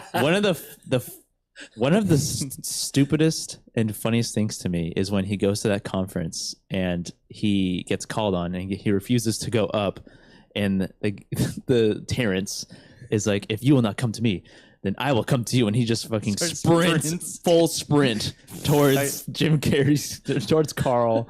I just thought that was so fucking funny because it's just like so. and he's an old man, so I know. Funnier. Yeah. It's just like it's so stupid. Have you guys ever been to not necessarily like a conference like that, but any sort of I've been to a conference. Empowerment, not like motivational. Sort of. It all has. I've been to at least two, and there is always this weird culty undertone. Yeah. That ultimately is just trying to get you out of your comfort zone and make you like buy into whatever the thing is. And it was pretty funny. The entire scene made me laugh. Yes. If you ever work in a corporate environment too, there's a lot of that. Drink the Kool-Aid. Yes. Big corporate. Yeah, big corporate.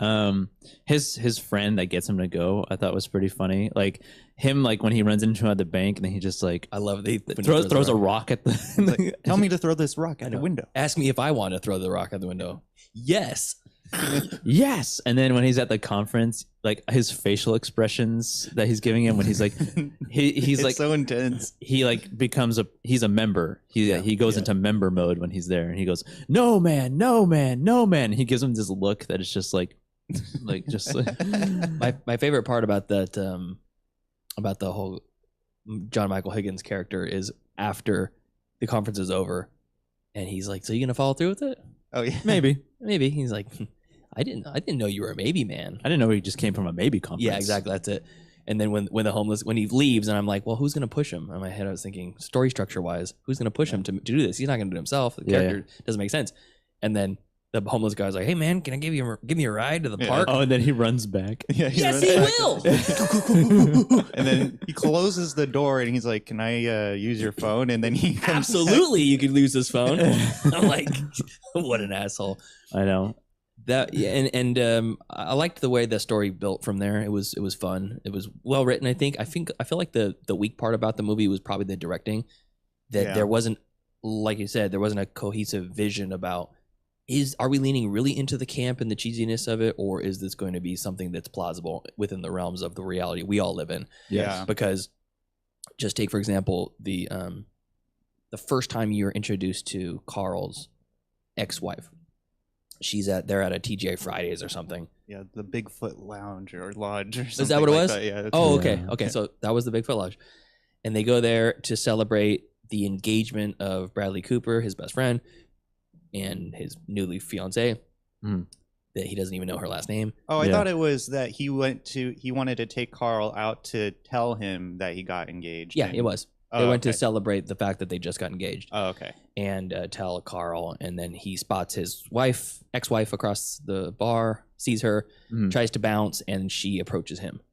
Right. So when that happens and he flips out and completely makes a fool of himself and spills the drinks, clearly flying up in the air on purpose, probably could have done like another couple takes of that to make it look more realistic. Yeah. If that's what they were going for. Yeah. And then it cuts back, and not some of the people, but all of the people in the restaurant are looking directly at him and not saying a word.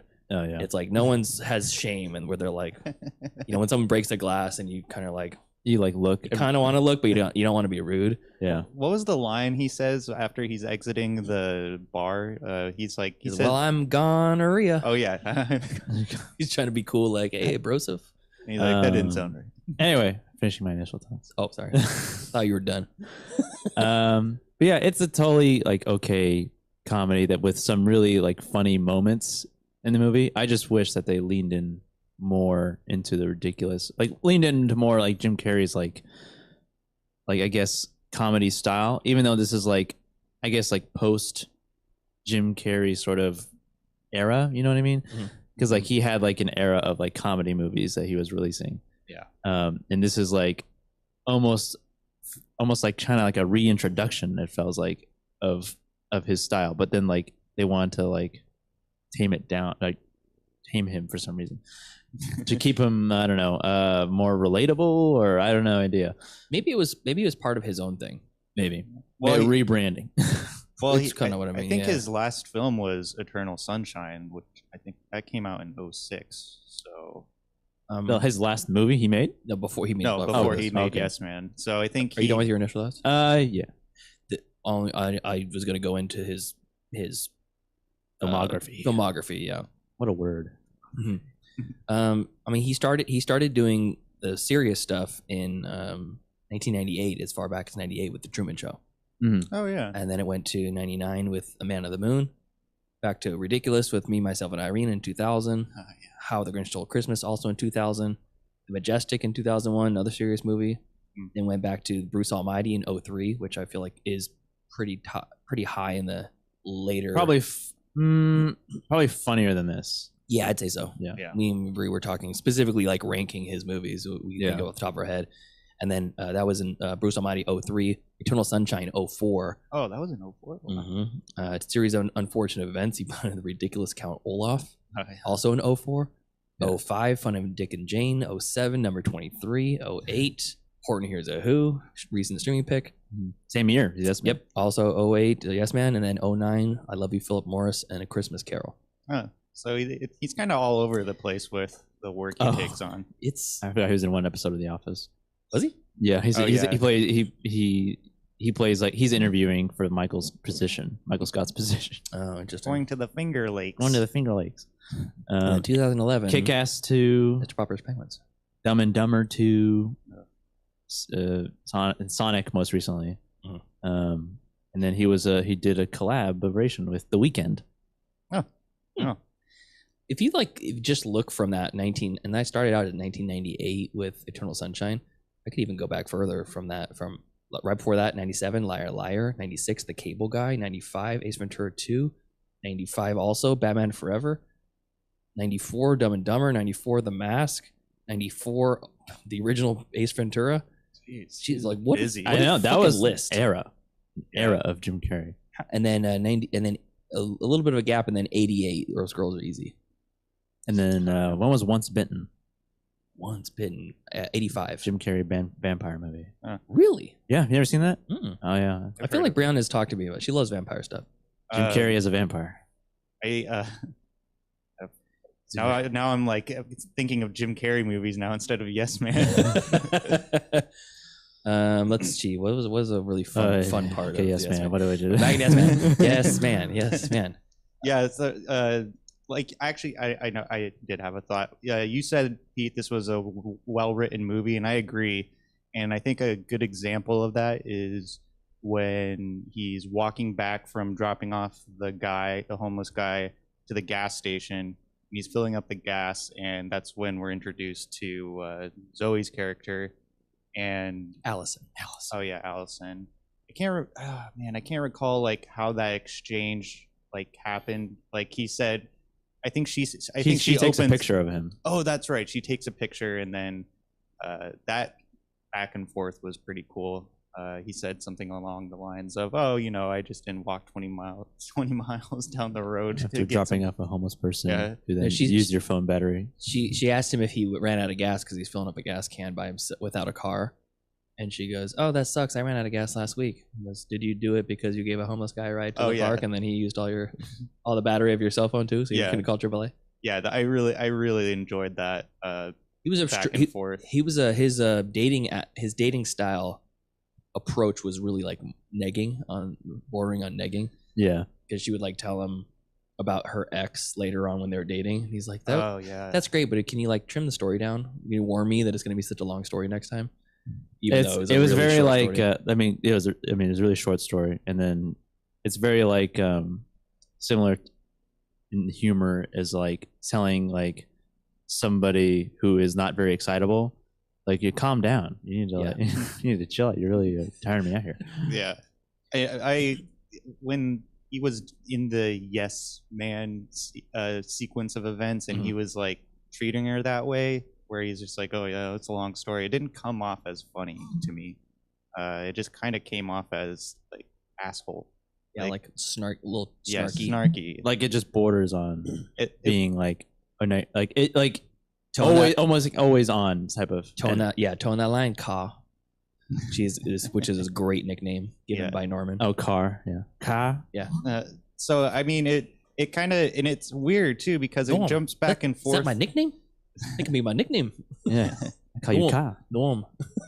It jumps back and forth with him being like a sweet romantic type to him just being like that neggy asshole guy, and I was like, it's kind of confusing. But you know who's not a neggy asshole guy?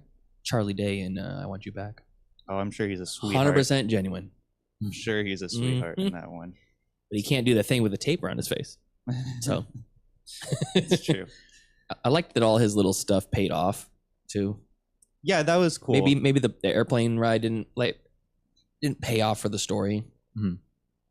Maybe the one little payoff it does hold in it for in a plus category for the writing is when the pilot's like, best view in the world, and he kind of is like, yeah, like it's a little disappointing. Or I think it all sort of pays off when he gets interrogated by the FBI. Oh yeah, you're right. It does that. Why learn how to fly, huh?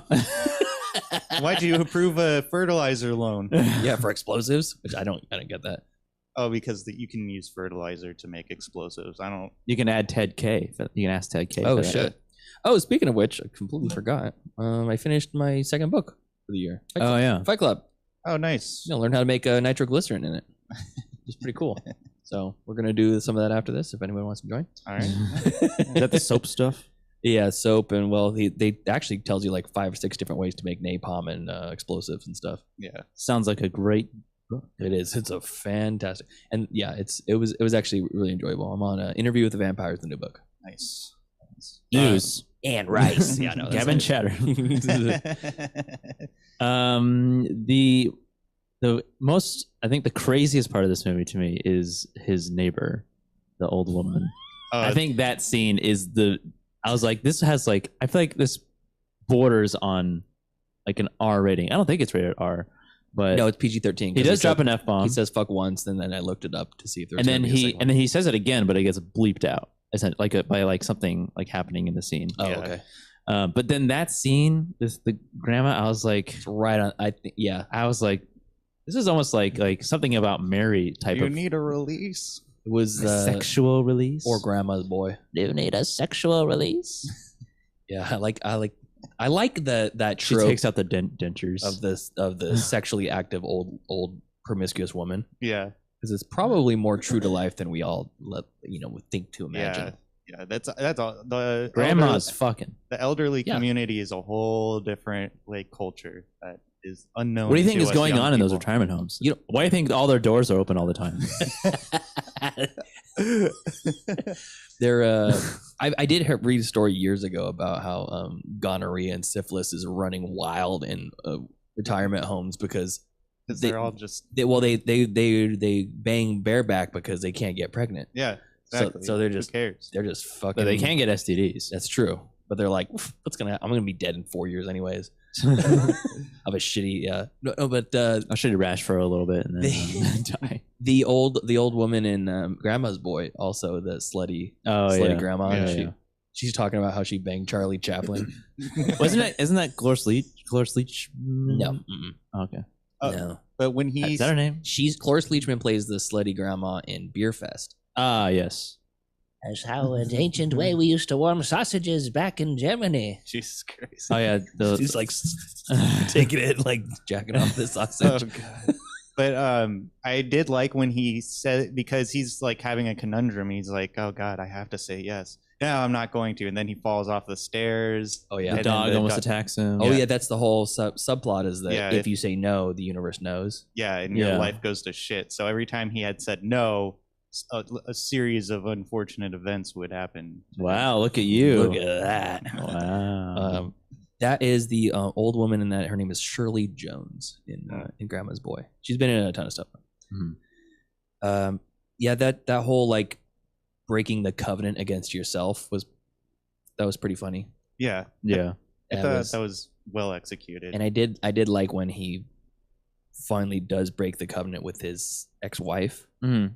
And she turns her away, and he has this epiphany and all this stuff. And then the guy towing the truck, he sees this himself. Oh yeah, that was creepy. That shocked me. Yeah, that surprised me. I was a little not super confused, but just like a little confused on the rules of like this covenant. I mean, spoiler, it ends up not even being a real thing. But like when during the movie, before that is revealed, like people can just say, like, basically they can tell him to do anything. Well, Terrence explains it at the end where... No, I know, but I'm saying before all that. Well, he portrays it as if like he's like commanded by some magical force. Well, because like she says, like when they have the basically the conflict with him and Allison at the airport. At the airport, and she says, "Go further away from me." And he goes, "Okay," and then he just walks away. I was like, "Okay, you just command him to do whatever you want." Well, yeah, there's a funny scene where Danny Matterson's character is sitting on the couch, and Bradley Cooper's character comes in, and he's like, "What are you doing here?" And he's like, "Oh, I asked Carl if I could live here, and he had to say yes."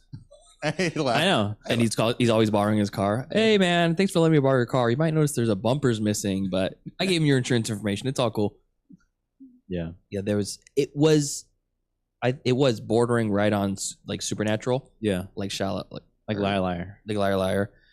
But you physically couldn't because it's not like that because he's getting ready to say no to the homeless guy the second he gets out of the conference. Yeah. So it's not happening, but it's almost like the universe is causing it to happen. Yeah. And when you commit yourself to do something and then you betray yourself in that, that's when the universe turns on you. I have an interesting theory that I feel like that this movie, in terms of Allison's character, is like her character post 500 Days of Summer. Oh, because she mentions like a relationship she had before, even though she said it was I don't know if she said it was a marriage, but she said it was like a guy that she lived with. Yeah. But I was like, oh, this is like Summer. She never got married in 500 Days of Summer. No, she didn't. Oh, no, she did at the end. She gets married at the end. At the end. Yeah. Yeah. She changes her. Remember, she has the identity. ring at the end. Oh yeah, I thought that was an engagement ring, but you're right. Yeah. I mean, I guess it could be. She does change her name. Yeah.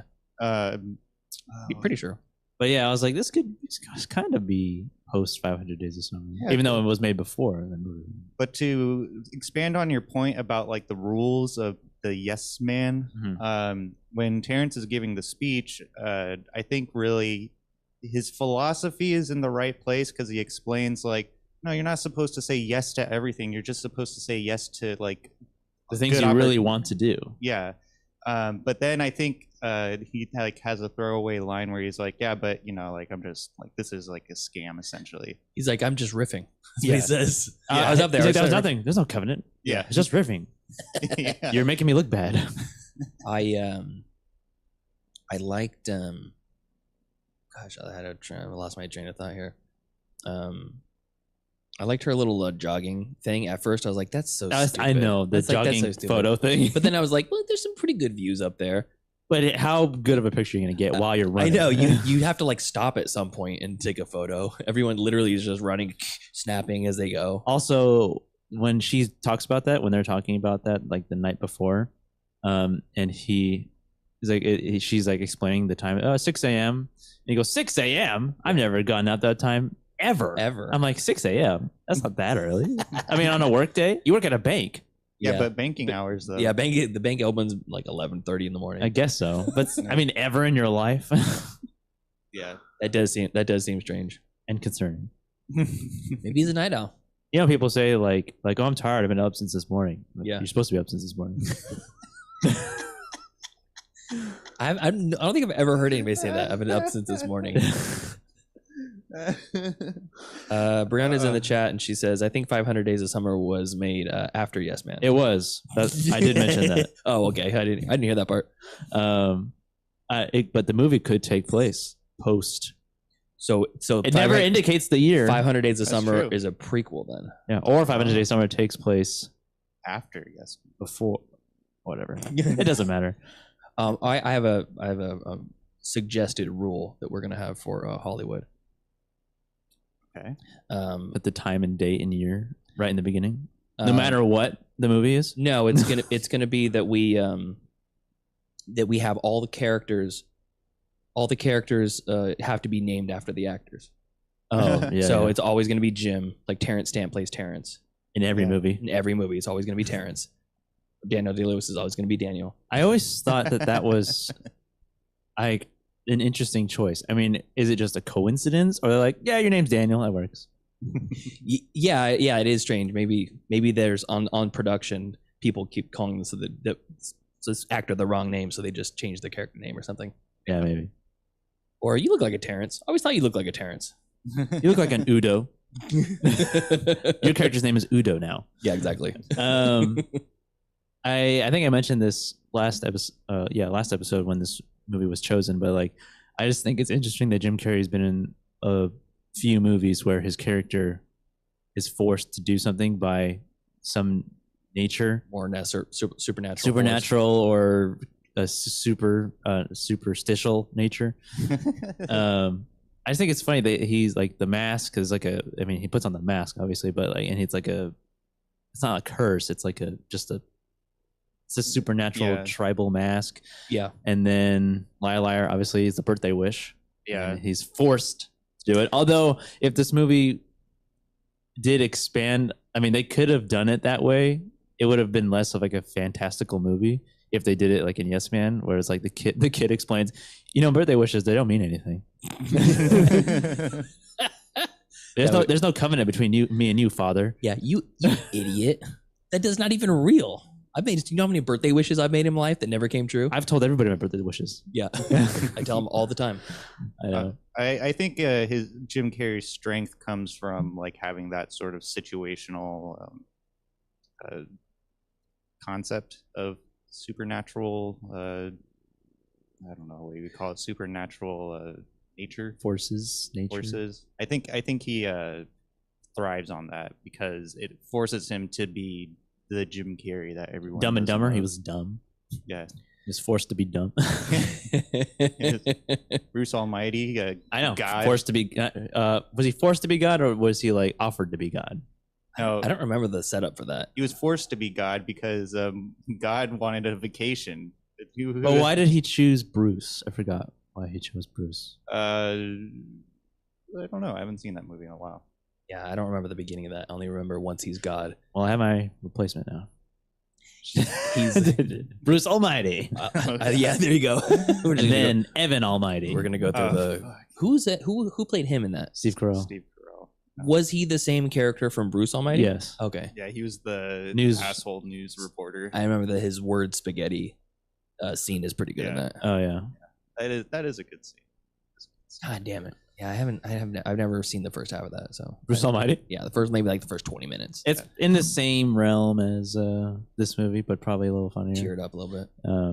And has Jennifer Aniston in it. I remember the scene where he gets the moon closer. Yeah, he pulls the moon. And then also Jennifer Aniston's boobs get bigger. Like, does it? You think my boobs are bigger? And he's like spits his drink out or whatever. No. Yeah, you know, Yes Man is a really hard movie to talk about because it's. I'm not religious. What? That's why it's hard to talk about. Oh. First of all, God does not exist. So the very premise of this movie is already ridiculous. Yeah. Anyway, what other good stuff or bad stuff? Anything stuck out? Of Yes Man? Yeah, I don't know. I mean, it just kind of follows a cheesy mid 2000s sort of like comedy, but mostly comedy with a little bit romance in it, with the whole like, I'm sorry, Allison, I was just saying yes to things that I actually meant to do. You know, it wasn't just me saying yes because I had to, because I really wanted to do it. I think there's a lot to explore when she asks him to move in together, which was very fast and very something that like there's probably much better ways you can word that to your potential new housemate. Yes. Instead of saying, I think we should move in together when we get back. Should be like, you should ask. Well, I mean, yeah, Not just presume. she's almost like thinking, I think we should do this, and that's fine and all that, but maybe like ease it in a little bit, like maybe have some preamble to it. Yeah, isn't it weird that I'm always at your house, you're always at my house, we're paying 2 rents. That's kind of crazy, isn't it? It's like that's an easy way for someone to gently be able to say, I don't mind paying 2 rents. That's enough. That's all you need to say, you know, without having the awkward conversation. I don't mind you paying your rent. You paying my rent. I just walked into Sabrina's house with my bag, and I was just like, "I'm living here now." That's pretty much you're the Danny Masterson character. Yeah. Oh, you don't want to be that guy. Yeah.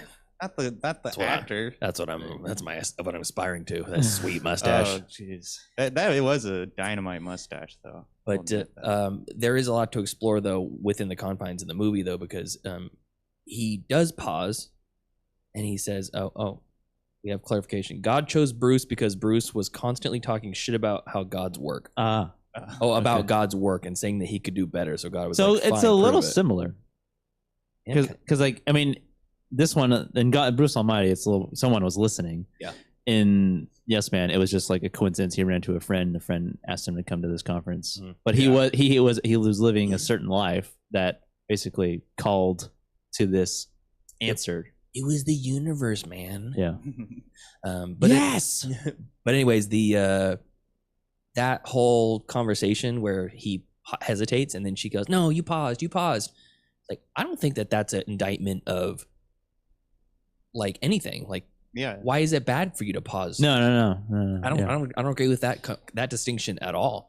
Like, if someone were to ask me an important question, the first thing I would do would go, But then you could like, and then think about it. Chalk that scene up to the way that he reacts to the writing as well, because it's like it kind of foreshadows that like, oh, this isn't really like a curse or whatever. It isn't really like something he doesn't have to say yes. Yeah, that was in that moment. Besides the granny blowjob scene, was the first time he'd really stopped and said, "Oh, maybe I can't think. Maybe I can't say yes to this one." Well, I think Allison, the reason why he was attracted to Carl was because he was so spontaneous, and I think she was hoping she would or he would say yes because he is spontaneous. Now, would you guys do what he did or what they did, and if you're being spontaneous and bought a plane ticket, the first plane out of there, would you go to Lincoln, Nebraska if that was the destination? Sure. Isn't like the capital of Nebraska? I don't know. I don't know. And no, I would not. I would definitely. I don't mind. Look at ye. I don't mind. High and mighty. I don't mind being spontaneous, but like, I'm not going to Nebraska. As a picture. I'm not going to Nebraska. What's wrong with them? They filmed a whole movie there with Bruce Dern in it, and what's his name? Will Forte. I don't care. It looks boring. And I actually knew someone from Nebraska when I was going to college, and he was just like, I'm never going back there. Couldn't stop talking about corn. Lincoln is the capital of Nebraska. Oh. You can see that. Look at this building that's there. Wow. Wow. Can you believe it? Look at that building. That's a nice building. There's like 15 of those in Sacramento. That's true. I never visit those either.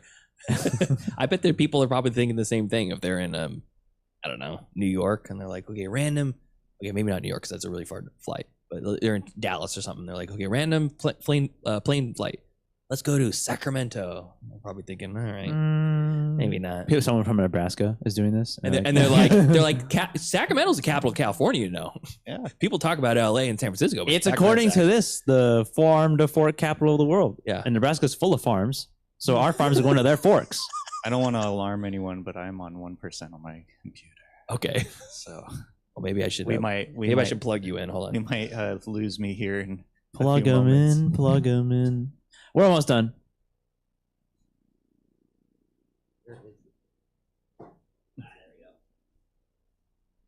All right. Back in business, baby. Save the day. Well, I think what was the conclusion of Yes Man? It was fine. Yeah. No, I'm saying the story. She ignores him for way too long. Yeah. Or he pursues her for way too long. He gets accused of being a terrorist. Yeah. And then they all separate. the charges are dropped just because Bradley Cooper's a smooth talker. Yeah. Which was convenient. Very convenient. He was a lawyer, I guess. Yeah, the whole time. The whole time. Yeah. And then they end up. He goes to her running thing. Oh, he rides the bike naked. Oh yeah, he goes with the gown. With right? the gown on, yeah. He rides the Ducati very well. Yeah, very well, doing stunt tricks and everything. I know. I know.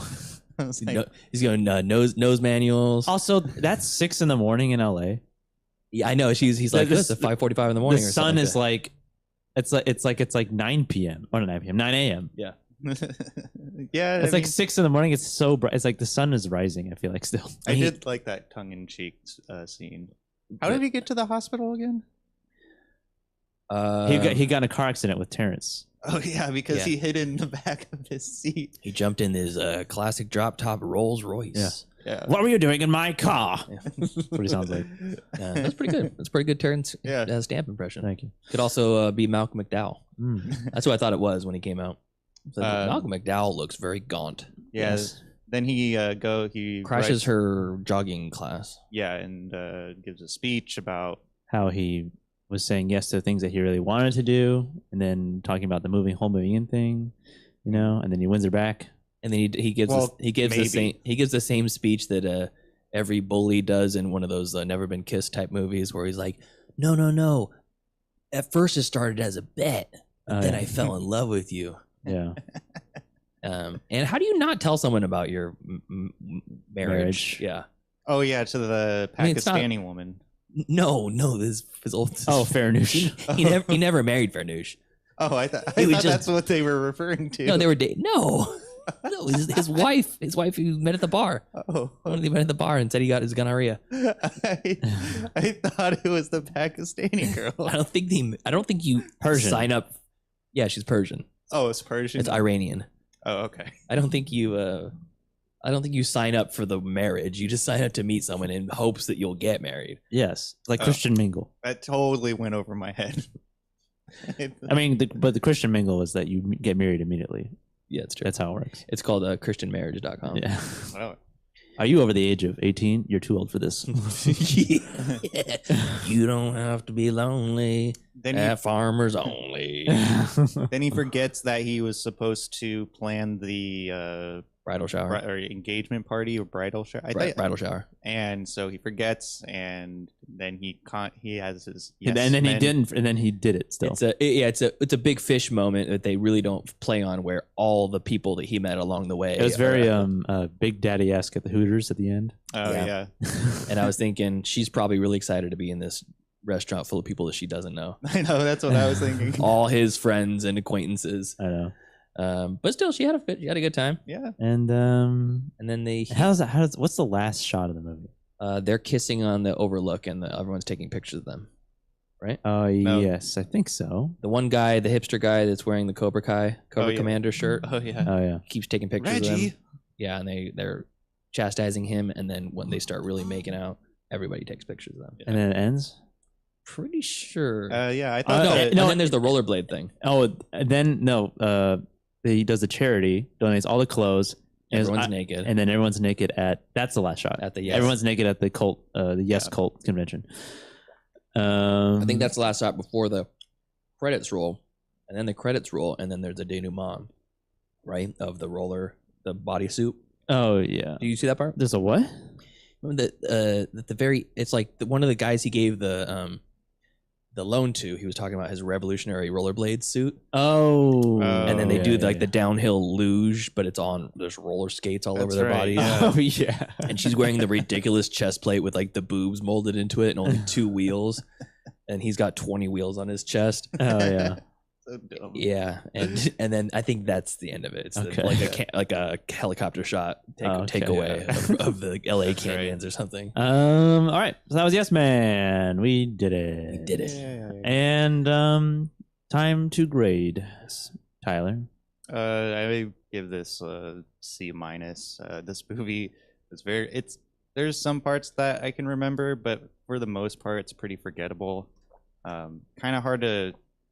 This was a challenge to have a critical eye, because it's not a very challenging movie. Yeah. So I feel you though, because it's like it's very middle of the road. So you're I'm grasping I know. At straws. It's a very just like kind of okay. I mean, it's a movie. Yeah. So C- for me. I could watch it again, but not on my own accord. All right. Yeah, it's not a movie that would be like strolling on HBO Max. Yes Man. You good? Yep. Okay. I'm gonna say C+. C+. I liked it, and I think that the tone is what probably brought it. I was like in a B- range. Some laugh out loud stuff, and some okay stuff, but the tone was just it was confusing at times when I'm like, just. The jumper scene was a perfect example of that, and then the bar scene, where like it's just like it's not real, but the rest of the movie's played for realism, in a goofy way. So, more liar, I know. A tone. So yeah, C+. I'm not mad I watched it, and but I'm glad I checked the box. Yeah. Just give it a B-. It's I think the scenes that are actually funny, I think. Give it that B grade. It's like bordering C+, B-. Yeah. Because the scenes that are funny are pretty funny. I just wish that like the scenes that are funny and the rest of the movie kind of balanced a little bit better, like in terms of like the ridiculous nature, and then it goes to like a genuine sort of type of feeling. Mm. I wish like they just like kind of just lean more into the campy comedy aspect of it. Yeah. Yeah, I mean, it's not a movie that it should be on any lists, I don't think, anywhere other than like middle of the road comedies. Yeah. Movies that Danny Masterson made before he left us. Yes. Top 10 Danny Masterson movies. Yeah, it's overall totally okay movie. But yeah, it's off the wheel, and now it is time for the wheel. 1 wheel, 8 slots, 3 hosts. This is the Wheel of Destiny.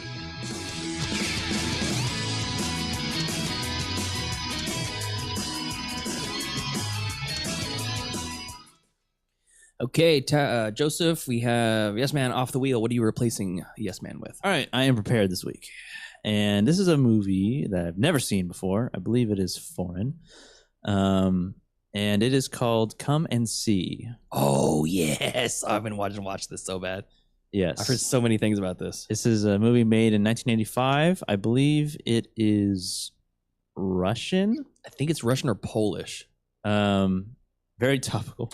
The invasion of a village in Belarus by German forces sends young Floria into the forest to join the wary resistance fighters against his family's wishes. There's more to it, but that's all I'll give. So this is Belarusian? So from I guess so. Huh. Yeah, Come and See. That's on the wheel now. It's supposedly got some really hard to watch dramatic stuff. So yeah, I wanted to go for something a little bit more impactful this time. Oh, can't wait. Then Yes Man. All right, let's recap the wheel. For those new listeners, we have 8 slots on the wheel, 2 for each of us, 3 here. So that's 6. And then the other 2 slots are fan picks. If you want your movie on the fan pick list, just send us an email, mcfcpodcast@gmail.com, and you'll get added into the hopper. Lands on the fan pick list. We pick one at random. So we're going to recap what's on the wheel. We have Come and See from Joseph, a fan pick, Ants from Tyler, The Godfather from Pete, Safe from Tyler. Oh, I forgot. I subbed out No Fiddler on the Roof. Oh, yes. We're going to go 2 Godfathers. Mm-hmm. We got both squares are Godfather until we finish the trilogy. Okay, Godfather. Another natural fan pick, Martha, Marcy, May, Marlene from Joseph, and that's it. So, give this a spin. This is what we're going to review next week on our feature review episode. Brianna says our fan pick will literally never get picked. Let's see if it gets picked. She's had 3 of her movies picked. Oh! What is it? And fan pick. That was a fan pick. It landed on fan pick. Oh, and on fan pick? Yeah. Okay. Fan pick. Take that, Bree. Yeah! Okay. So here we go. Wheel. This is natural fan pick, so Yeah, you're not going to be able to see Joseph's screen, but he has the fan pick list. I could share my screen, I suppose, but I'm not gonna do that. Yeah. You don't want to see my tabs that I have open. PersianWifeFinder.com. It's Dungeons and Dragons Beyond and some nerd shit. Here we go. Let me just find the list here. I labeled this and I cannot. Oh, there it is. Everything. Oh, so we're gonna go from every possible selection. And let me just make sure that nothing on there shouldn't be on there. Okay. And we had the most recent ones were Cabaret and Dead Again. Yes. By Linda. Yes. Okay. We're going to spin the wheel. Fan pick. And it looks like it is The Day of the Beast by listener Bruce. Oh, The Day of the Beast. Nice. Bruce Perky from Find Your Film podcast, friend of the show. The Day of the Beast. Let's look that up real quick. Also, is submitted a number of audio selections to us here. Mm-hmm. Yes. We've reviewed Return of the Living Dead from him. I thought that was mine. Was it? Yeah. Pretty The sure it's a fan Day pick. of the Beast. Streaming on AMC Plus, Tubi, Canopy, 99-cent rental on Amazon. Tubi it up. 95, released in 1995. Day of the Beast from 95. Starring a bunch of people that I thought it was older than that. Guess not. It sounds like a movie that would be made in the 70s. The story revolves around a Basque Roman Catholic priest dedicated to committing as many sins as possible. A death metal salesman. What the fuck? A death metal salesman from Carabanchel. Am I saying that? And the Italian host of a TV show on the occult. These go on a literal trip through Christmas time Madrid to hunt for and prevent the reincarnation of the Antichrist. All right, my people, Spaniards in the house. There's genres. There's a lot of genres that this is classified under. Horror, fantasy, made in Europe, action, adventure, sci-fi, mystery and thriller, crime, drama, and comedy. Wow, all in one. A little bit of everything. Where's the romance? I want a com-rom. I want the comedy first, romance later. But yeah, it's streaming on. It's all streaming on Shudder. Damn. Yeah, streaming on a bunch of stuff. So it is available. Well, Bruce, thank you very much for that. And you hear that, listeners? Brianna was incorrect. Bruce wrote in. He's got his movie picked twice. And we had we did for Brianna. We did Mac and Me and A Ghost Story. Oh God, yes. Mac and Me, love it, so good. Feature debut for Jennifer Aniston. She's in that McDonald's birthday party scene somewhere. Oh yeah, somewhere. All right, cool. So let's wrap this up.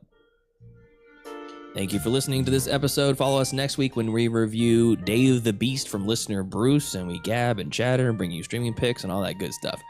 So follow us on Facebook, facebook.com/MCFC podcast, and send us an email.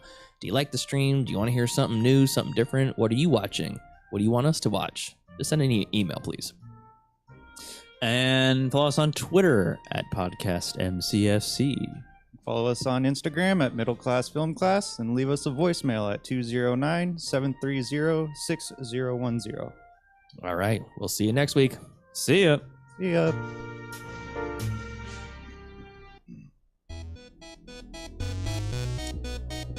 Thanks, everybody, for hanging out with us. That is it for now. Come back at 8 o'clock for Warm Takes with Corey and Emma and their group that they've got coming in tonight. And we're just going to let you go. Go have some lunch. Late lunch. Well, I don't know. Lunch is subjective. Talk to you guys tonight. The bad news that for the first 20 minutes, the good news is Jesse has the audience. So 10, 12 people love this. I saved a new track and I was like, all right, leave my screen open.